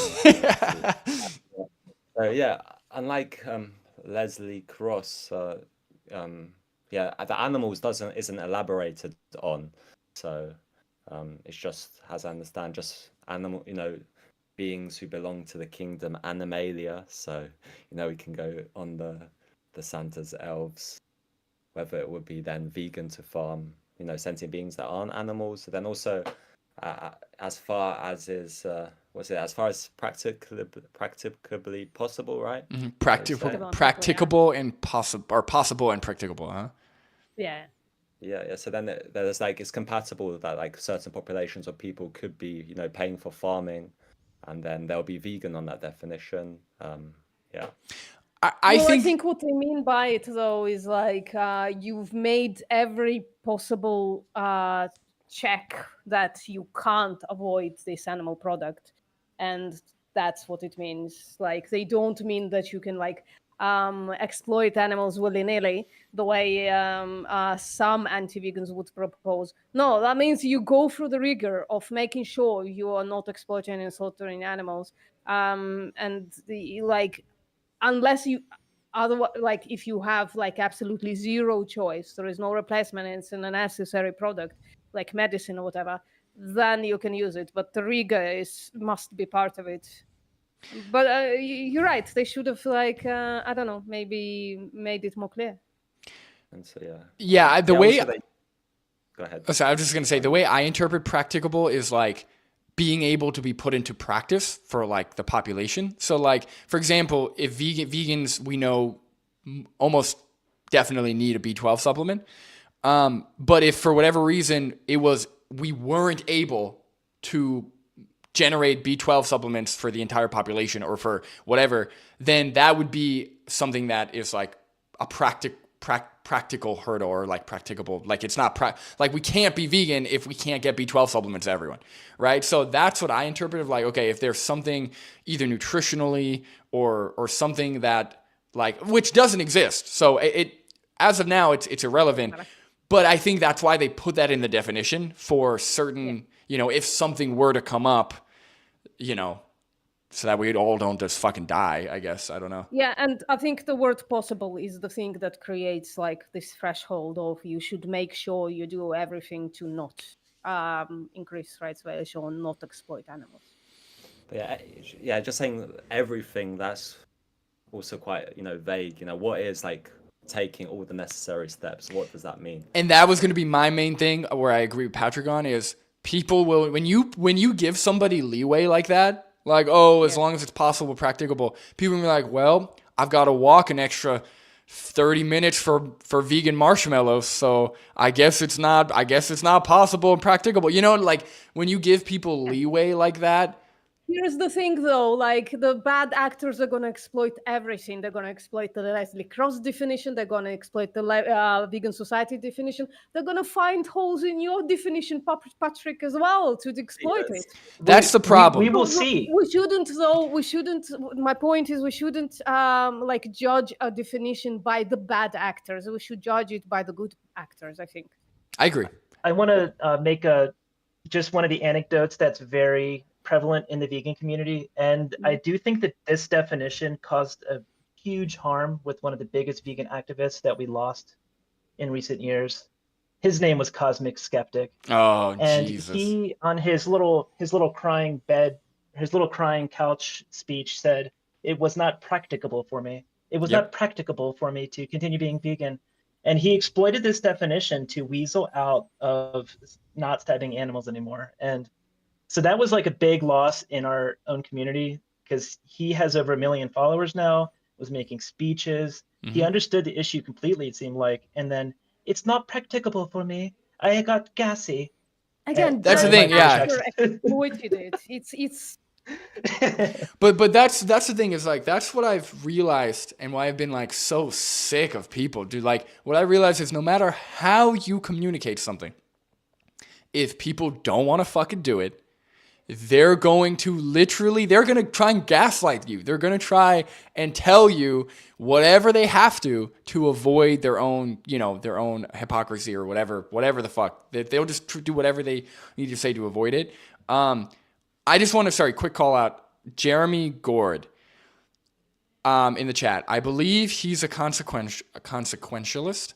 I've heard you talk before, and I actually agreed with a lot of the things you were saying. I actually found your position, or whatever you want to call it, really interesting. So Jeremy, if you do want to, I would love to do a stream with you. I'm actually interested in talking to you. I really like the one you did. I don't know who it was with, but Chip, I think. With Chip? Maybe Chip. Maybe it might have been even that guy, Unreasonable or Reasonable Carnist, I call him, Unreasonable Vegan. I don't remember. But send me an email. I'm not on Instagram anymore, so send me brandonyurov@gmail.com. Send me an email, and I'd love to do a stream with you if you're down. Maybe it was Chip. I don't remember. Oh, no, he said I don't think it was me. Yeah. Let me, send me an email, Jeremy. I'd love to do a stream. That sounds interesting. So anyway. I would like internally critique consequentialism. Yeah. Yeah, maybe, if you don't mind, maybe Patrick will be there so I could be a little smarter. Patrick's like the little guy in my brain that's like, no, you're smart. You're smart. Like, you're good. You're like smarter than you think you are. Before we continue, can I incredibly shamelessly self-promo, because I'm really close to like 1,000 subscribers. And yeah. No, yes. Sorry, I should do that. Everybody, please subscribe to VPM, Virtue Postmortem. Subscribe to Foolproof Mastery. Joe is currently more behind the scenes guy, but I'll keep you posted if he ever has a channel or something. Do you have it? No, you don't have like a channel, right? Yeah, my YouTube channel has all my videos privated. It's mostly like stupid engineering visualizations I've done and me playing guitar. But yeah, I'm not very public. I'm just like a dad with kids. Okay. No, I get it. I hang out with some vegans online sometimes, like Patrick. So. Yeah, my brother's the same way. He's got 2 kids. He's got like a whole career and stuff. So he's more of like a behind the scenes guy. I'd say give Joseph Lee Dahlia a follow on Instagram, so you can see his comments that he makes. He's always got a funny comment on every post. Oh, the post that he comments on. But okay, we have a minute and a half left on the timer. If anyone wants a final word on the vegan society definition. I would like to talk about Cosmic Skeptic really quick, because I think you brought up a great point, Joe. Because okay, someone's got IBS, right? Somebody's in, we'll call it high society now, because he's all fucking hot shit, So somebody's traveling around, talking with hot shit people, and he can't stop shitting his pants, right? For whatever reason. That seems to be the accepted narrative. I don't know if you guys saw Vegan Gains making fun of him. Dude, I did not laugh that hard in a very long time. He really lost his shit about Cosmic Skeptic. That was my favorite. But that's the thing, right? Like, oh, it's inconvenient. I can't go out with these people and eat what I want to eat. Oh, I have to pack food. I have to be more mindful of my bowel stuff, right? Oh, I don't know if you saw a doctor or got help for it or whatever. Or, oh, I don't want to take medication for it, right? That's probably one of the things. So, technically for him, he did everything he thought he could do, possibly and practicably, but clearly that's not the case. So, yeah, I think that's a great point you bring up. So, yeah, I would run Name the Tray on him if I had the opportunity to speak with him. Yeah. Like, would you pay for the stabbing of humans if it meant that you had to be a little more careful about shitting your pants? Yeah, I think or if it meant you didn't have to be a little careful. It was just a matter of Yeah, I just wanted. preparation. Every vegan learns once they become vegan. They should prepare when they go to somewhere. Yeah, when Oh I go yeah. somewhere, I take like I take 3 Soylents with me, and I'm like, I'm set. I got 1,200 calories. All right, yeah, it's 1,200 calories, and it's Yeah, I always assume that there won't be food. And then if there's food, it's like great. But I always assume like me and my wife, we always eat before, or we always Same. eat after, or we always do something. Like, come on, guys. Yeah. All right, we're out of time. So I have pasted in the Discord chat the rights-based definition that Patrick, and I'll let Patrick kind of go over it because he's more versed in predicate logic. And since this is kind of laid out in that format. All right, so yeah. It's open. I'm sharing it. You can just look, open my share and look at it. Now, really quick, just so I understand, is this the same definition as the extension of human rights? Is that what we're doing, or do you have a different one now? So this is, more or less the same one. Okay. Yeah, because I've got like for activism, or there's a simplified version where I just talk about it's the extension of human rights to non-human sentient beings. Yeah, can we talk about both? Because I think where people have a hard time when it comes to this definition is the debate. Again, I don't want to call it a slur here, but the debate bro version, like the debate, what crossers are called debate bros, where it's actually a really you guys are right. So it's I hate when people say that, but like I think people get caught up on the definition that's used in streams and stuff because it is like just give us a simple version too. That's all I'm saying. For people, I think if people hear it in a way that makes sense for normies, for like non-vegans to hear and stuff like that, I think that'll help get people on board with it. So the normie, the way I'll say is veganism is the extension of human rights to non-human animals. Perfect. See, like I don't know how anyone could have a problem with it. Like I don't know how you could hear that and be like, that's not a Leslie Cross definition. Like that seems like spot on. Yeah, so something I hear people say is, rights don't exist, right? This is something which I've heard many people say, rights don't exist. And then I'm just like, okay, so why aren't you going out there saying human rights don't exist, Yeah, I mean, it's obvious. We know rights are a social construct, but that doesn't debunk that doesn't like change the definition or anything. So, it doesn't change the need for rights societally, right? Just because it doesn't exist in nature or whatever the fuck. Yeah, I had that claimed to me as well. Yeah. So and then Joe there as I understand, you're showing it on screen now. He shared the slightly longer version of the definition, and then he's got the the different terms, the meanings. So you can, if you've got any questions on what the different words Sure, I'll mean. just read it out for the people in the chat because maybe it's a little small.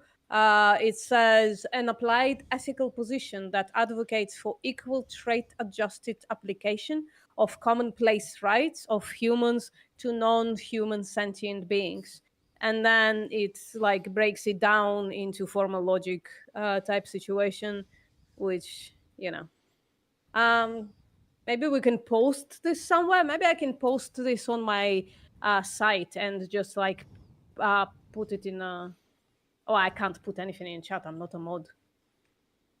Brandon, is there a way you can just share screen for your stream maybe because it's in the Discord chat on this call, and maybe you just pull it up. Chat. Yeah, Brandon has only one screen though. That would be problematic.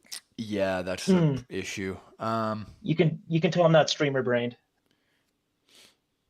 So the main. I don't know what it would be different from me sharing it, though it would look the same, I think. Hold on, I have this button here. Hold on, Oh, here we go. Hold on. Shit, what the fuck did I do? Hold on. I would not deal with this right now, Brandon. Hold on.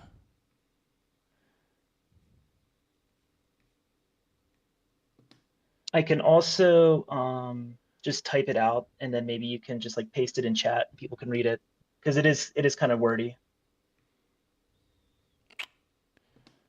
Okay, smiley face. Yeah, I tried to, because I think you're like sharing something here. When I try and get us to big screen it, it doesn't. It keeps failing. So I don't know. But Let's not dwell on. I was gonna say. Okay, I just Okay, sorry. yeah, you could just copy paste. I just put the text in the chat. You should just be able to copy paste that into your live chat, and then people can read it. Oh, hold on. Here we go. What if I click on this? Oh, okay. Can you guys see that? Hold on. Nope. Well, I know you guys can't. But I think the No, stream. I'm looking at the chat as well. You pasted nothing. Okay, you guys don't see the big 3 veganism Postmortem. Maybe you could just paste it. I'll do that. No problem. All right. I'll do that. There you go. Yeah. Okay, here we go. Yeah, that's better. Okay. All right. An applied ethical position that advocates for equal trade-adjusted application of commonplace rights of humans. So yeah, that's see, like that makes that.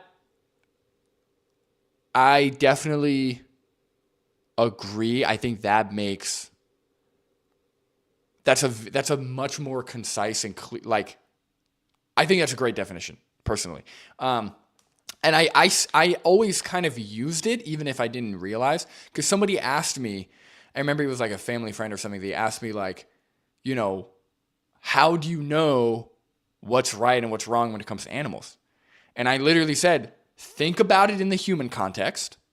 If you wouldn't do it in the human context, you shouldn't be, again, but you shouldn't be doing it in the animal context. So that makes, because we do that anyway. Right? We fucking do that anyway with NTT. We do that anyway with whatever other hypothetical we have. So I think that makes perfect sense. And the trade adjusted makes sense because then that explains like insect infestations or, you know, mentally challenged humans or whatever it is who can't vote or can't drive or can't whatever. So I think it's a pretty foolproof definition. And yeah, I think it's interesting. Oh, go ahead, Patrick. You go first. You go first. Yeah, I was just, if people are listening and they're not sure what trade adjusted means, if that's confusing, basically it's like people have the right to drive, but if you're blind, you have a trade adjusted right. You no longer have the right to drive because you'll like endanger other humans. Right, like so that's just like an easy way to think about it. Yeah, like treat a cow as a human, but a human with the traits of a cow. So like can't speak, doesn't have opposable thumbs. Like there's going to be certain physical and mental limitations of the rights they're given, essentially. And if I might, like in the United States, if I may, somebody who's actually an anti-vegan, I think, made an interesting correction. I would love to hear what you're saying. So they're saying it's that commonplace rights of sentient humans to non-human sentient beings would be more precise. I think they might be correct. So human rights, we don't say sentient human rights. It's just human rights. It would apply for a non. It's not talking about the rights. It's talking the rights of sentient humans because non-sentient humans. They're correct. They have different rights, don't they?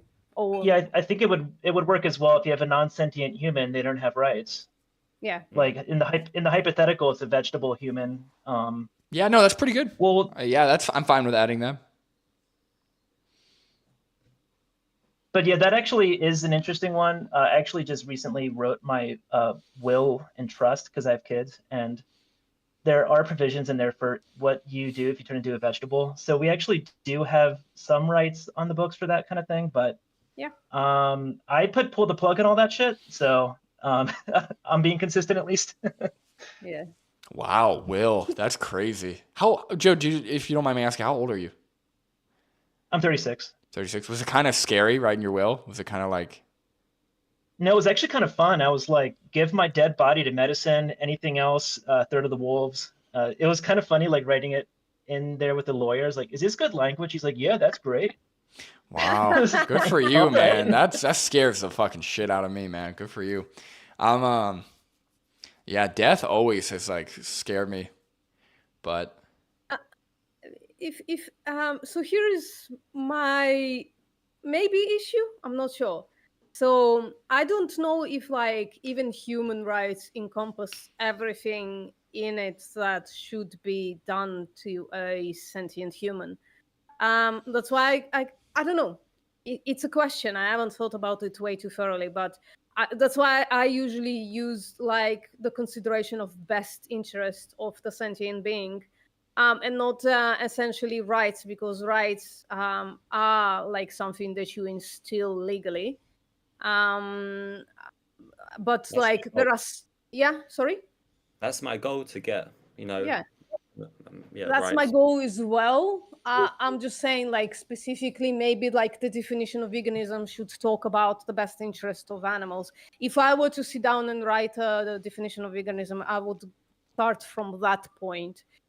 You take an individual animal or even individual species, like not an individual, but actually like a species that contain certain traits of individuals, and you think of what would be the best interest for them, and you go from there, right? It's basically, I'm actually advocating for creating like a role, like job of people who are like ethics board for animals, basically, Mm. because I come from Yes. a research place, right? So I think of ethics as like something that should be contemplated when thinking of the best interest of the being. And in case of research, they usually think of the best interest of the human, but they kind of utilitarian about animals, is like, well, we're going to exploit them, but we're going to like minimize their pain So sometimes. in the definition below it, you can post this later, and it does kind of get into that because they define commonplace human rights or Mhm. commonplace rights of humans as human rights that are commonly accepted in society, such as the UN's Declaration of Human Rights.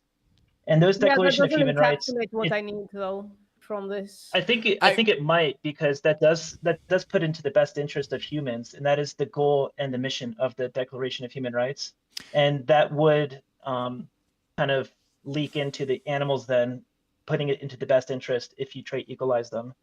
Yeah, but some animals need like special consideration, Oh, I that's like, in my opinion. I think I understand. So Yeah, like, yeah, that's in there. Like for people with disabilities, they get special consideration in the Declaration of Human Rights. It's a Yeah, but positive I right they think would some get. like species specific special consideration and stuff like that, not necessarily like a disability. I Gotcha. understand what you're Yeah, saying though. so I'm just nitpicking. Yeah, I understand what you're saying. yeah, we could, I think that would be good to add in there as what a commonplace right would be in the Mhm. definition, because then you could also redefine that as positive rights as needed for species specific or something.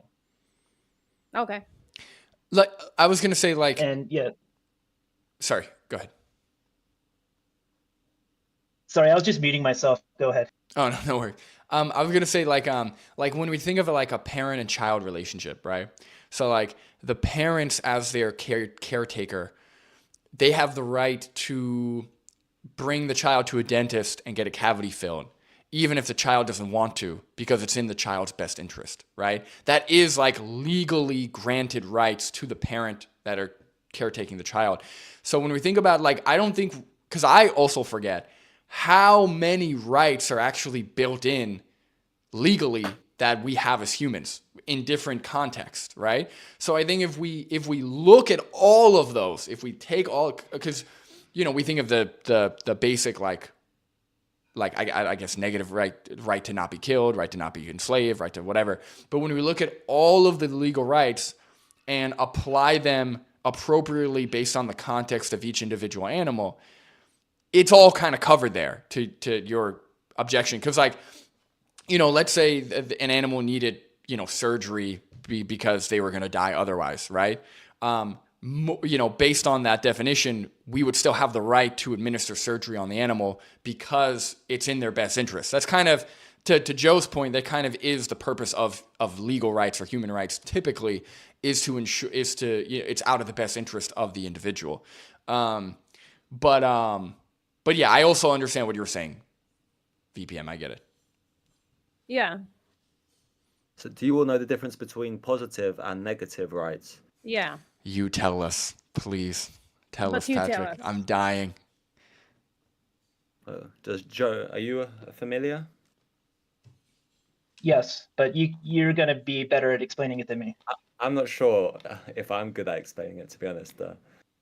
So I'll say like negative rights are rights related to keeping the individual protected from like exploitation, and then whereas positive rights are more like additional freedoms such as the right to vote.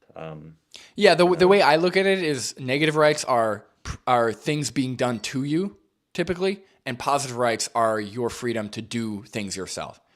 Right? So like the right to vote, the right to drive, the right to go to a club, whatever, those are all positive rights. The right to not be enslaved, the right to not be murdered, those are negative rights because they're being done to you. That's how I look at it. Yep, that sounds good. So as Joe was saying, human rights are created with best interests in mind, right? Hopefully. But if there's anything specific in the Declaration of Human Rights that is not in the best interest, I'll be happy to Yeah, adjust. my biggest objection is though that usually non-sentient beings or non-sentient animals even is like a huge array of species, and every species might have like a different consideration towards them. So like I don't know if you, here's the thing, I don't know if you like just grant negative rights to animals, simpliciter, if that would cover all the special needs that they have. Do you have an example of a species specific consideration? Yeah, like a herbivore about to be predated, maybe like I don't know, like no, you know what, I don't have like haven't thought this out. But Joe, the way you put it, I think, yeah, it's relatively okay. It's relatively representative of my question, basically. Are there things that we need to think of the best interest of the animals that wouldn't be covered by rights specifically? So Yeah, so species. the UN. Oh, go ahead, Patrick. You can go I was first. just going to say predation. Humans are have rights to not be Predated upon. Yeah.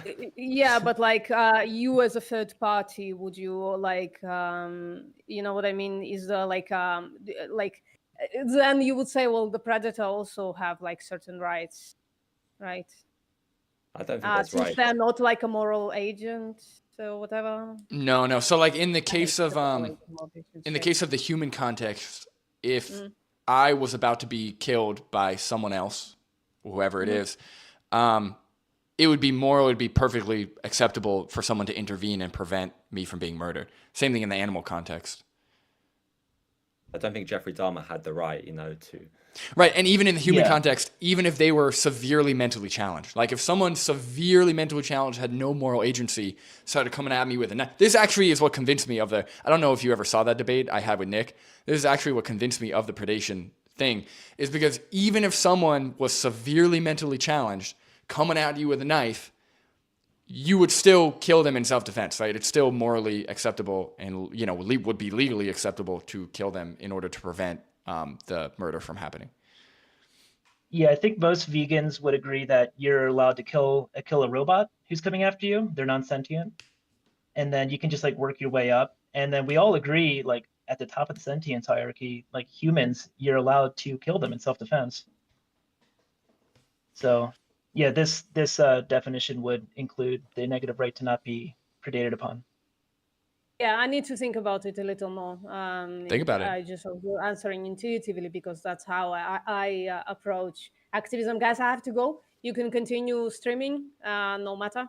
We can go to we are going to go to the second live stream on this Discord. So everybody, All right, VPM. please We'll probably end it soon. I just have a subscribe, Thank couple you. things. help me out. Thank you. Yes, please subscribe to VPM Virtue Postmortem. Subscribe to her channel, to their channel, please. Joy, nice meeting you. Bye, Patrick. Nice to see you. Nice meeting you. See you, bye. Yeah, one more thing we can touch on is the commonplace human rights. And I talked to Patrick briefly before the stream. I read them over in detail, and there was one I did take objection with, is Article 18. And I could just read this out and see what you guys think. Is everyone has the right to freedom of thought, conscience, and religion. This includes freedom to change his religion or belief, and freedom, either alone or in community with others, and in public or private, to manifest his religion or belief in teaching, practice, worship, and observance. What's the issue with that? So I think I would say the issue, is the right to practice your religion. If your religion commands you to violate the right of others.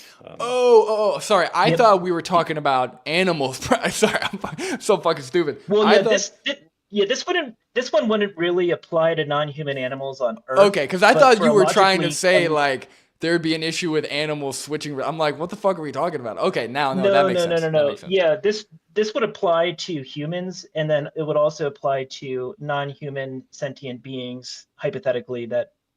So on Earth, as we know it now, like hypothetically, if aliens came down and their alien god said, you shall cut off the dicks of every human on the planet. And like that kind of contradicts the other rights in the UN Declaration of Human Rights. So I found an issue with Article 18 that it specifically says practice religion, because there are practices in religion that I would argue violate human rights, such as women's rights and other. Yeah, you're right. That does get a little tricky, because I was going to say, like, practicing religion doesn't actually identify any specific practices within religion that could be that the human rights list or the human rights whatever could be against. So like, yeah, if there was a religion where it's cool to, do human sacrifices, would that be acceptable because of that part about religious freedom? I don't think so. Like, I'm pretty sure, like, because a lot of the unacceptable practices, like, for example, the Bible talks about how slavery, how you can do slavery if you follow these steps. But if somebody were to commit slavery under the umbrella of religion, they would still be jailed. Like, it's still not cool to commit slavery, even under religious freedom. So I think when that article is specifically saying, like, you're cool to practice your religion as a principle, like religious freedom is cool, but if murder or any other illegal action is committed for your religion, that's not cool. Like, I don't think, like, it's not specifically saying anything that's underneath the religious umbrella is permissible. It's just saying that religion and religious freedom is permissible, if that makes sense. Yeah, I guess I would just change Article 18 to probably say all of what I read, and then as long as it does not contradict the other articles in this declaration, something like that. Yeah, because, I agree. Like, Muslims today are still honor killing women. Like that, I saw that in the news like last week. Like, they just execute their sister. Wow, that's crazy. But it's like, yeah. Yeah, no, I agree with you. I think that would be a very easy thing. Like, assuming nothing within your religion crosses, or like goes against the previous articles, you're cool to practice religion. Yeah. No, I think that makes sense. Just being extremely specific here, because I was trying to like find holes in this vegan definition, and then the vegan definition that we have here on screen references the UN Declaration of Human Rights, and then I see the word religion, I was like, oh shit. Yeah. No, it's a good call out. I personally really like this definition because I think a huge hurdle, I think one of the biggest hurdles we have as to why veganism isn't bigger than it is, or why animal rights isn't, is because we inherently view other animals as others, right? So we view other animals as completely separate from humans and human society. And I like this definition because it reminds people, and it specifically calls out the fact that we should be viewing animals as or like we view other humans, which all the other vegan definitions, they don't do, right? The other vegan definitions, they say you shouldn't treat animals this way, or, you should avoid these products as much as possible practicable. None of them actually say, hey, wake up, dummy. You should treat them like your own kind. right? Because we're all sentient. That's what I really do like about this definition. Yeah, that seemed to be the big. I'm writing notes here. That did seem to be the big criticism with both the vegan society definition and Leslie Cross, was it's kind of imbuing an ought or a should on what a person should do, and not how the animals on the other end should be treated. Yeah. No, 100%. So I don't like, if anyone has, because I would love to talk about this, because I'm fully on board with this definition. Again, for normies, I probably like would still speak probably more in terms of practices. But when it could, like, you know, you shouldn't pay for the exploitation of animals, you shouldn't pay for milk, dairy, eggs, whatever. Like, that's usually more clear. But when we're talking about, like, you know, the mindset, or when we're talking about like the goal for animals, it should be, you know, giving them rights and treating them as if we would, you know, as if how we treat other humans. I think, you know, trade adjusted. I think that makes perfect sense. So if anybody has a pushback, or if anybody wants to talk more about the definition, please email me, brandonyurov@gmail.com. It's, you know, in my YouTube bio or whatever. So email me. I do check my Instagram DMs from time to time just to see if anyone messaged me. So you can do it there if you can't find my email, but I prefer email. And yeah, maybe I would love to talk more about it. So Joe just wrote the normie definition for you. So it'll make my day if I'll see some future videos where you where they ask you what is veganism, and you say the extension of human rights to non-human animals. That'd be good. I will. Once I start doing outreach again, whether it's on Discord or on the street, I will definitely do that. I think that makes way more sense. And I'm actually curious what their response will be, because normally I'm used to saying against the exploitation of animals, blah, blah, but they say, well, but then they say something about how humans aren't animals. Or they say something fucking stupid. They say something like, well, we got to eat, or, well, it's different, blah, blah, blah. But I think that definition, I feel like it's going to surprise people in like a beneficial way. I think people will be like, oh, wait a second. That kind of makes sense. I don't know, but we'll see. But you like the practices point as well. So you could say something like practices which seek to extend, you know, or like practices which extend human rights to non-human animals, or something like this potentially. Yeah, it's not that I like the practices. It's that I think people have a hard time like connecting their values with actions, right? So like if you ask, like, and you see this in tons of outreach, they ask, hey, are you against animal abuse? You against, you know, killing animals? They're like, oh yeah, I fucking love animals. I'm like, okay, do you do anything that does it? They're like, I mean, I eat meat. It's, you know, like they can't connect it. It's like someone who, you know, someone will literally look at you and say they love their kids, but then they'll like, you know, things I can't say on YouTube to their kids, right?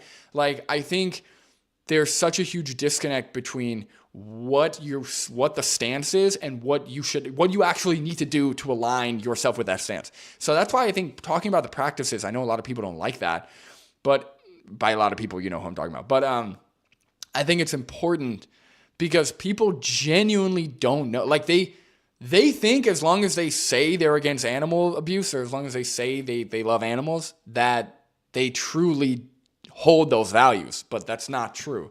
So I think talking about what it means, not paying for their enslavement through dairy and eggs, not paying for exploitation and murder through the meat industry or fishing industry or whatever else, not paying for fucking leather and entertainment and all that stupid shit, that's essential to get the point across, to connect the two, I think. Yeah, and then the mindset thing it becomes superfluous, right? Once the practices are in place, because then the burden of proof is, you know, if you tell someone you don't have the mindset, then, you know, they could say, oh, I do have the mindset, you know. Yeah, that's my favorite. Veganism is a mindset. It's like, okay, yeah, I've got the mindset. I'm just going to go buy some eggs really quick. It's like, all right. Well, yeah, that might be an interesting psychological discussion, and I'm not the right person to talk about this, or maybe you guys know people who are like more in the psychology field, but it does seem really frequent, at least anecdotally, that people will agree with the principle of veganism and they have no disagreements. They concede to the debate.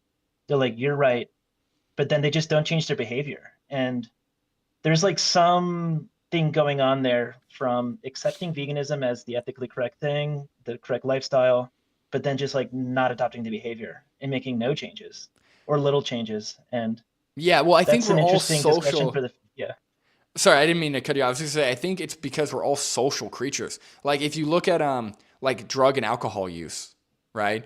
Most kids were taught, even that one is even a bigger example of social because our whole life we're taught, don't do drugs, don't drink, like as kids. But then when we get into these intense social dynamics with other kids or with other individuals, with peer pressure, right? We could call it. You see that even though somebody can verbally tell you, like there are plenty of like smokers, of drinkers, of plenty of people who literally say, I don't want to do this. Don't do this. This is bad for you. This is not good. And yet they do it anyway, right? And separate from the chemical dependence, right? Because obviously you develop an addiction. Separate from the chemical dependence, I think the social pressure is so strong and the social normalcy is so strong that it overrides the desire or the ability for you to align your actions with your morals. And the only way to I think honestly, and what I'm discovering the more and more I talk to people when it comes to veganism or any kind of moral stance, usually it really is just like the type of person, like for whatever recipe or whatever combination of environmental factors that influence you, you kind of either have it or you don't. You either have the ability to be fine with going against social norms or you don't. And that's something that can be learned. It's something that can be developed, but it's because it doesn't make any sense to me otherwise. Like for me, I've never had an issue. Like I've never had an issue doing what I want to do and being called gay or being called, pussy or whatever names that kids used to call me for not drinking, not smoking, not eating meat, whatever. I never had an issue with it. I said, they're fucking stupid, not my problem. But some people really get affected by those names, really try and avoid that social tension or that social pressure. And it's detrimental to them. So it ends up overriding the will they have.